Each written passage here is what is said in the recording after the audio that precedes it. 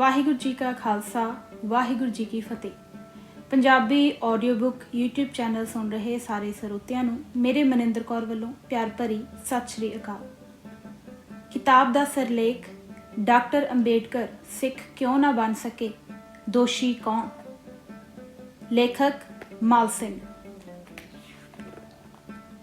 ਸਮਾਨਤਾ ਦੇ ਸੰਘਰਸ਼ ਦੀ ਗਾਥਾ। ਅੱਜ ਭਾਰਤ ਰਤਨ ਡਾਕਟਰ ਭੀਮ ਰਾਓ ਅੰਬੇਡਕਰ ਜੀ ਗਿਆਨ ਦੇ ਚਿੰਨ੍ਹ ਦੇ ਰੂਪ ਵਿੱਚ ਸਥਾਪਿਤ ਹੋ ਕੇ ਸੰਸਾਰ ਦੇ ਫਿਲਾਸਫਰਾਂ ਦੀ ਕਤਾਰ ਵਿੱਚ ਸ਼ਾਮਲ ਹੋ ਚੁੱਕੇ ਹਨ। ਕੋਈ ਸਮਾਂ ਸੀ ਜਦੋਂ ਉਹਨਾਂ ਨੂੰ ਆਪਣੇ ਜੀਵਨ ਵਿੱਚ ਅਨੇਕਾਂ ਸਮਾਜਿਕ, ਧਾਰਮਿਕ ਤੇ ਆਰਥਿਕ ਔਕੜਾਂ ਨਾਲ ਜੂਝਣਾ ਪਿਆ, ਜਿਸ ਦੇ ਸਿਰ ਸਦਕਾ ਉਹਨਾਂ ਦਾ ਜੀਵਨ ਸੰਸਾਰ ਦੇ ਹਰ ਵਿਅਕਤੀ ਲਈ ਮਿਸਾਲ ਬਣ ਗਿਆ ਹੈ। ਉਹਨਾਂ ਦੀ ਪ੍ਰਤਿਭਾ ਨੂੰ ਪਛਾਣ ਕੇ ਸੰਸਾਰ ਵਿੱਚ ਉਹਨਾਂ ਦੇ ਅਨੁਆਈਆਂ ਦੀ ਗਿਣਤੀ ਵੱਧਦੀ ਹੀ ਜਾ ਰਹੀ ਹੈ। ਭਾਰਤ ਵਿੱਚ ਲੱਖਾਂ ਦੀ ਗਿਣਤੀ ਵਿੱਚ ਉਹਨਾਂ ਦੇ ਪੈਰੋਕਾਰ ਵਸਦੇ ਹਨ। ਉਹਨਾਂ ਦੀ ਸੋਚ ਵਿੱਚ ਉਹਨਾਂ ਨੂੰ ਪਰਨਾਏ ਹੋਏ ਇੱਕ ਲੇਖਕ ਸਰਦਾਰ ਮਾਲ ਸਿੰਘ ਨੇ ਬਾਬਾ ਸਾਹਿਬ ਸਿੱਖ ਕਿਉਂ ਨਾ ਬਣ ਸਕੇ, ਦੋਸ਼ੀ ਕੌਣ ਨਾਂ ਦੀ ਪੁਸਤਕ ਦੀ ਰਚਨਾ ਕੀਤੀ ਹੈ। ਲੇਖਕ ਨੇ ਪੁਸਤਕ ਵਿੱਚ ਇੱਕ ਬਹੁਤ ਹੀ ਮਹੱਤਵਪੂਰਨ ਵਿਸ਼ੇ ਨੂੰ ਚਰਚਾ ਦਾ ਵਿਸ਼ਾ ਬਣਾਇਆ ਹੈ। ਆਪਣੇ ਵਿਸ਼ੇ ਨੂੰ ਸਪਸ਼ਟ ਕਰਨ ਲਈ ਲੇਖਕ ਨੇ ਨੁਕਤੇ ਨਾਲ ਸੰਬੰਧਿਤ ਇਤਿਹਾਸਕ ਤੱਥਾਂ ਦੀ ਪੁਣਛਾਣ ਕੀਤੀ ਹੈ ਕਿ ਚਾਹੁੰਦੇ ਹੋਏ ਵੀ ਬਾਬਾ ਸਾਹਿਬ ਸਿੱਖ ਧਰਮ ਨੂੰ ਕਿਉਂ ਨਹੀਂ ਅਪਣਾ ਸਕੇ। ਸੰਭਵ ਹੈ ਸਮੇਂ ਦੀਆਂ ਪ੍ਰਸਥਿਤੀਆਂ ਸਮੇਤ ਕੁਝ ਖਾਸ ਕਾਰਨ ਹੀ ਰਹੇ ਹੋਣਗੇ ਕਿ ਉਹਨਾਂ ਨੇ ਸਿੱਖ ਧਰਮ ਦੀ ਥਾਂ ਬੁੱਧ ਧਰਮ ਧਾਰਨ ਕਰ ਲਿਆ। ਲੇਖਕ ਵੱਲੋਂ ਇਹ ਪੁਸਤਕ ਇਹਨਾਂ ਕਾਰਨਾਂ ਦਾ ਭਾਵਪੂਰਤ ਨਿਵਾਰਨ ਕਰਨ ਲਈ ਹੀ ਰਚੀ ਗਈ ਹੈ। ਬਾਬਾ ਸਾਹਿਬ ਨੇ ਧਰਮ ਤਬਦੀਲੀ ਦਾ ਫੈਸਲਾ ਕਿਹੋ ਜਿਹੀਆਂ ਗੰਭੀਰ ਪ੍ਰਸਥਿਤੀਆਂ ਵਿੱਚ ਲਿਆ ਹੋਵੇਗਾ, ਉਹਨਾਂ ਨੂੰ ਮਹਿਸੂਸ ਹੀ ਕੀਤਾ ਜਾ ਸਕਦਾ ਹੈ ਜਦੋਂ ਕਿ ਉਹ ਉਸ ਸਮੇਂ ਆਪਣੇ ਅਨੁਆਈਆਂ ਨੂੰ ਸਮਾਜਿਕ, ਧਾਰਮਿਕ, ਆਰਥਿਕ ਅਤੇ ਰਾਜਨੀਤਿਕ ਤੌਰ ਤੇ ਸੁਰੱਖਿਅਤ ਕਰਨ ਲਈ ਸੰਘਰਸ਼ ਲੜ ਰਹੇ ਸਨ। ਅਜੋਕੇ ਸਮੇਂ ਵਿੱਚ ਉਹਨਾਂ ਦੇ ਅਨੁਆਈ ਕਿਹੋ ਜਿਹੀਆਂ ਪ੍ਰਸਥਿਤੀਆਂ ਵਿੱਚ ਗੁਜ਼ਰ ਬਸਰ ਕਰ ਰਹੇ ਹਨ ਜਦੋਂ ਕਿ ਉਹਨਾਂ ਦੇ ਸਿਰ ਤੇ ਸੰਵਿਧਾਨ ਦੀ ਸੁਰੱਖਿਆ ਛਤਰੀ ਮੌਜੂਦ ਹੈ, ਵਿਚਾਰਨ ਦਾ ਵਿਸ਼ਾ ਬਣ ਗਿਆ ਹੈ। ਗੁਰਬਾਣੀ ਵਿੱਚ ਦਰਜ ਖੋਜੀ ਉਪਜੈ ਵਾਦੀ ਬਿਨਸੈ ਦੇ ਹੁਕਮ ਅਨੁਸਾਰ ਲੇਖਕ ਨੇ ਮਿਹਨਤ ਤੇ ਲਗਨ ਨਾਲ ਬਾਬਾ ਸਾਹਿਬ ਦੀ ਵਿਚਾਰਧਾਰਾ ਦੇ ਪ੍ਰਚਾਰ ਹਿੱਤ ਪੁਸਤਕ ਦੀ ਰਚਨਾ ਕੀਤੀ ਹੈ, ਜਿਸ ਦਾ ਨਿਰਣਾ ਸਿਆਣੇ ਪਾਠਕਾਂ ਲਈ ਛੱਡਿਆ ਜਾਂਦਾ ਹੈ। ਮੋਹਾਲੀ, ਚੰਡੀਗੜ੍ਹ, ਮਿਤੀ 12/11/2017। ਡਾਕਟਰ ਹਰਨੇਕ ਸਿੰਘ ਕਲੇਰ। ਦੋ ਸ਼ਬਦ। ਸਿੱਖੀ ਦਾ ਅਧਿਆਤਮਕ ਮਿਸ਼ਨ ਸਾਰੇ ਸੰਸਾਰ ਨੂੰ ਕਲਾਵੇ ਵਿੱਚ ਲੈਂਦਾ ਹੈ। ਇਸੇ ਲਈ ਗੁਰੂ ਨਾਨਕ ਦਾ ਧਾਰਮਿਕ ਪਿੜ ਵਿੱਚ ਪਛਾਣ ਸਥਾਪਿਤ ਕਰਦਾ ਲਕਬ ਜਗਤ ਗੁਰੂ ਹੈ। ਹਿੰਦ ਵਿੱਚ ਸਿੱਖੀ ਦਾ ਮੁੱਖ ਮੰਤਵ ਇੱਥੇ ਦੇ ਮੂਲ ਨਿਵਾਸੀ ਬਹੁਜਨ ਸਮਾਜ ਨੂੰ ਗੁਲਾਮੀ ਅਤੇ ਜਲਾਲਤ ਦੀ ਜ਼ਿੰਦਗੀ ਵਿੱਚੋਂ ਕੱਢ ਕੇ ਨਿਰੰਤਰ ਆਰਥਿਕ, ਸਮਾਜਿਕ ਅਤੇ ਅਧਿਆਤਮਕ ਤਰੱਕੀ ਦੇ ਗਾਡੀ ਰਾਹੇ ਪਾਉਣਾ ਸੀ। ਇਹ ਵੱਡੇ ਪੁੰਨ ਦਾ ਕੰਮ ਸਿੱਖੀ ਨੇ ਪੰਜਾਬ ਅਤੇ ਨੇੜੇ ਤੇੜੇ ਦੇ ਇਲਾਕਿਆਂ ਵਿੱਚ ਖੂਬ ਨਿਭਾਇਆ। ਹੀਣ ਭਾਵ ਹੇਠ ਨੱਪੇ ਜਾਤਾਂ ਵਰਨਾਂ ਵਿੱਚੋਂ ਵੱਡੇ ਵਿਦਵਾਨ, ਯੋਧੇ ਅਤੇ ਆਗੂ ਪੈਦਾ ਕੀਤੇ, ਜਿਨ੍ਹਾਂ ਦੀ ਲਾਸਾਨੀ ਪ੍ਰਤਿਭਾ ਨੂੰ ਸਾਰੇ ਸੰਸਾਰ ਨੇ ਕਬੂਲਿਆ ਅਤੇ ਸਿਰ ਝੁਕਾਇਆ। ਇਹ ਸੰਸਾਰ ਦੇ ਇਤਿਹਾਸ ਵਿੱਚ ਪਹਿਲੀ ਸਮਾਜਿਕ ਕ੍ਰਾਂਤੀ ਸੀ। ਸ਼ਾਕੀਆਂ ਸਿੰਘ ਸਮੇਂ ਵੇਲਾ ਖੁੰਝਾ ਚੁੱਕੀ ਹਿੰਦ ਲਈ ਇਹ ਦੂਜਾ ਅਤੇ ਹੋਰ ਬਿਹਤਰ ਮੌਕਾ ਸੀ, ਜਦੋਂ ਕਿ ਇਹ ਆਪਣੇ ਆਪ ਨੂੰ ਜੁੱਤੀ ਦੀ ਨੋਕ ਤੋਂ ਚੁੱਕ ਕੇ ਸੰਸਾਰ ਦੇ ਸਿਰ ਕੱਢ ਲੋਕਾਂ ਦੇ ਹਾਣ ਦੀ ਹੋ ਨਿਬੜਨ ਕਾਬਲ ਹੋਈ ਸੀ। ਇੱਕ ਵੇਲੇ ਹਿੰਦੀ ਸਮਾਜ ਨੇ ਸਿੱਖੀ ਦੇ ਇਸ ਸੁਖਦ ਸੁਨੇਹੇ ਨੂੰ ਬੜੇ ਗੌਰ ਨਾਲ ਸੁਣਿਆ, ਪਰ ਸਦੀਵੀ ਮਰੀ ਰੂਪ ਵਿੱਚ ਪਈ ਵਰਨ ਵਿਵਸਥਾ ਦੇ ਤਾਕਤ ਫੜਨ ਉੱਤੇ ਵਿਸਾਰ ਦਿੱਤਾ। ਜੋ ਲਤਾੜੀਆਂ ਜਾਤਾਂ ਮੌਕਾ ਸੰਭਲ ਗਈਆਂ, ਉਹ ਤਰੱਕੀ ਦੇ ਰਾਹ ਪਈਆਂ ਅਤੇ ਅਧਿਆਤਮ ਗੌਰਵ ਦੀਆਂ ਹੱਕਦਾਰ ਬਣੀਆਂ। ਪੰਜਾਬ ਦੇ ਕਈ ਨੀਵੇਂ ਅਖਵਾਉਂਦੇ ਵਰਗ ਸਦੀਵੀ ਸਰਦਾਰੀਆਂ ਦੇ ਪਾਂਧੀ ਬਣੇ। ਇਸ ਰਾਹੇ ਤੁਰਨਾ ਸਹਿਲ ਨਹੀਂ ਸੀ। ਕੰਡਿਆਲਾ ਰਾਹ ਸ਼ਹਾਦਤਾਂ ਮੰਗਦਾ ਸੀ। ਪਹਿਲੀ ਸੱਟੇ ਹੀ ਕੁਲ ਨਾਸ਼, ਧਰਮ ਨਾਸ਼, ਕਰਮ ਨਾਸ਼, ਭਰਮ ਨਾਸ਼ ਦੀ ਆਹੁਤੀ ਮੰਗਦਾ ਸੀ। ਫੇਰ ਅੰਮ੍ਰਿਤ ਦੀ ਅਗੰਮੀ ਸ਼ਕਤੀ ਦੇ ਸਹਾਰੇ ਜੁਝਾਰੂ ਬਿਰਤੀ ਧਾਰ ਕੇ ਆਪਣੇ ਆਪ ਨੂੰ ਅਕਾਲ ਦੀ ਸੱਚੀ ਟਕਸਾਲ ਵਿੱਚ ਢਾਲਣ ਦੀ ਸਮਰੱਥਾ ਹਾਸਲ ਕਰਨ ਦੀ ਸਾਧਨਾ। ਇਹ ਕਰਮ ਬੁਲੰਦ ਇਰਾਦੇ, ਸਦੀਵੀ ਚੜ੍ਹਦੀ ਕਲਾ ਵਿੱਚ ਵਿਚਰਨਾ ਅਤੇ ਜ਼ੁਲਮ ਦੇ ਟਾਕਰੇ ਲਈ ਤਿਆਰ ਬਰ ਤਿਆਰ ਰਹਿਣ ਦੀ ਅਜਿੱਤ ਮਾਨਸਿਕਤਾ ਦਾ ਧਾਰਨੀ ਹੋਣ ਵਾਲੇ ਦਾ ਹੀ ਹੋ ਸਕਦਾ ਸੀ। ਹਿੰਦ ਦੀ ਸਦੀਆਂ ਦੀ ਗੁਲਾਮੀ ਅਤੇ ਜਾਤ-ਪਾਤੀ ਸਮਾਜ ਹਿੰਦ ਵਾਸੀਆਂ ਨੂੰ ਬੁਲੰਦ ਇਰਾਦਿਆਂ ਦੇ ਨੇੜੇ ਤੇੜੇ ਫਟਕਣ ਦੀ ਵੀ ਇਜਾਜ਼ਤ ਨਹੀਂ ਸੀ ਦਿੰਦਾ। ਸਥਾਈ ਸੱਭਿਆਚਾਰਕ ਬਹੁਗਿਣਤੀ ਨੇ ਆਪਣੇ ਆਪ ਨੂੰ ਸਿੱਖੀ ਦੇ ਸਹਾਰੇ ਆਪਣਾ ਭਵਿੱਖ ਸਵਾਰਨ ਦੇ ਯੋਗ ਨਾ ਪਾਇਆ। ਸਮੁੱਚੇ ਹਰਿਆਣਾ ਪ੍ਰਾਂਤ ਵਿੱਚੋਂ ਬੰਦਾ ਬਹਾਦਰ ਦੇ ਸਮੇਂ ਵੀ ਕੇਵਲ 17 ਲੋਕ ਸਿੰਘ ਸਜੇ। ਹੀਣ ਭਾਵਨਾ ਇੱਕ ਹੋਰ ਵਾਰ ਲੈ ਬੈਠੀ ਅਤੇ ਕੁੱਲ ਹਿੰਦ ਸਿੱਖੀ ਦੀ ਅਦੁੱਤੀ ਦਾਤ ਮਨੁੱਖੀ ਆਜ਼ਾਦੀ ਤੋਂ ਸਦੀਆਂ ਲਈ ਫੇਰ ਮਹਿਰੂਮ ਹੋ ਗਈ। ਨਤੀਜੇ ਵਜੋਂ ਇਹ ਮਨੁੱਖੀ ਗਹਿਣਾ ਮਹਿਫੂਜ਼ ਕਰਨ ਲਈ ਕੇਵਲ ਪੰਜਾਬ ਦੇ ਸਿੱਖਾਂ ਨੂੰ ਹੀ 1947 ਤੱਕ ਮਣਾ ਮੂੰਹੀ ਕੁਰਬਾਨੀਆਂ ਕਰਨੀਆਂ ਪਈਆਂ। ਫਲਸਫੇ, ਇਤਿਹਾਸ ਅਤੇ ਮਨੁੱਖੀ ਮਨ ਦੀਆਂ ਪਰਤਾਂ ਨੂੰ ਘੋਖਣ ਪਰਖਣ ਵਾਲੀ ਦਲਿਤ ਵਰਗ ਨੂੰ ਮਨੁੱਖ ਮਾਤਰ ਦੇ ਬਰਾਬਰ ਖੜਾ ਵੇਖਣ ਵਾਲੀ ਇੱਕ ਪਵਿੱਤਰ ਰੂਹ ਨੇ ਡਾਕਟਰ ਅੰਬੇਡਕਰ ਦੇ ਰੂਪ ਵਿੱਚ ਜਨਮ ਲਿਆ।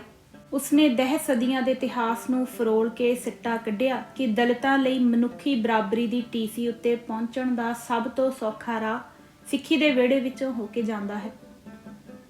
ਉਸਨੇ ਪਿਛਲੀ ਸਦੀ ਦੇ ਚੌਥੇ ਦਹਾਕੇ ਵਿੱਚ ਇਸ ਇਤਿਹਾਸਕ ਕਾਰਜ ਨੂੰ ਨੇਪਰੇ ਚਾੜ੍ਹਨ ਲਈ ਸਾਰੇ ਵਰਗਾਂ ਦੇ ਦੱਬੇ ਕੁਚਲੇ ਲੋਕਾਂ ਨੂੰ ਨਾਲ ਲੈ ਕੇ ਅੰਮ੍ਰਿਤ ਸਰੋਵਰ ਦੇ ਉਦਾਲੇ ਛਾਉਣੀਆਂ ਪਾਉਣ ਦਾ ਸੰਕਲਪ ਲਿਆ।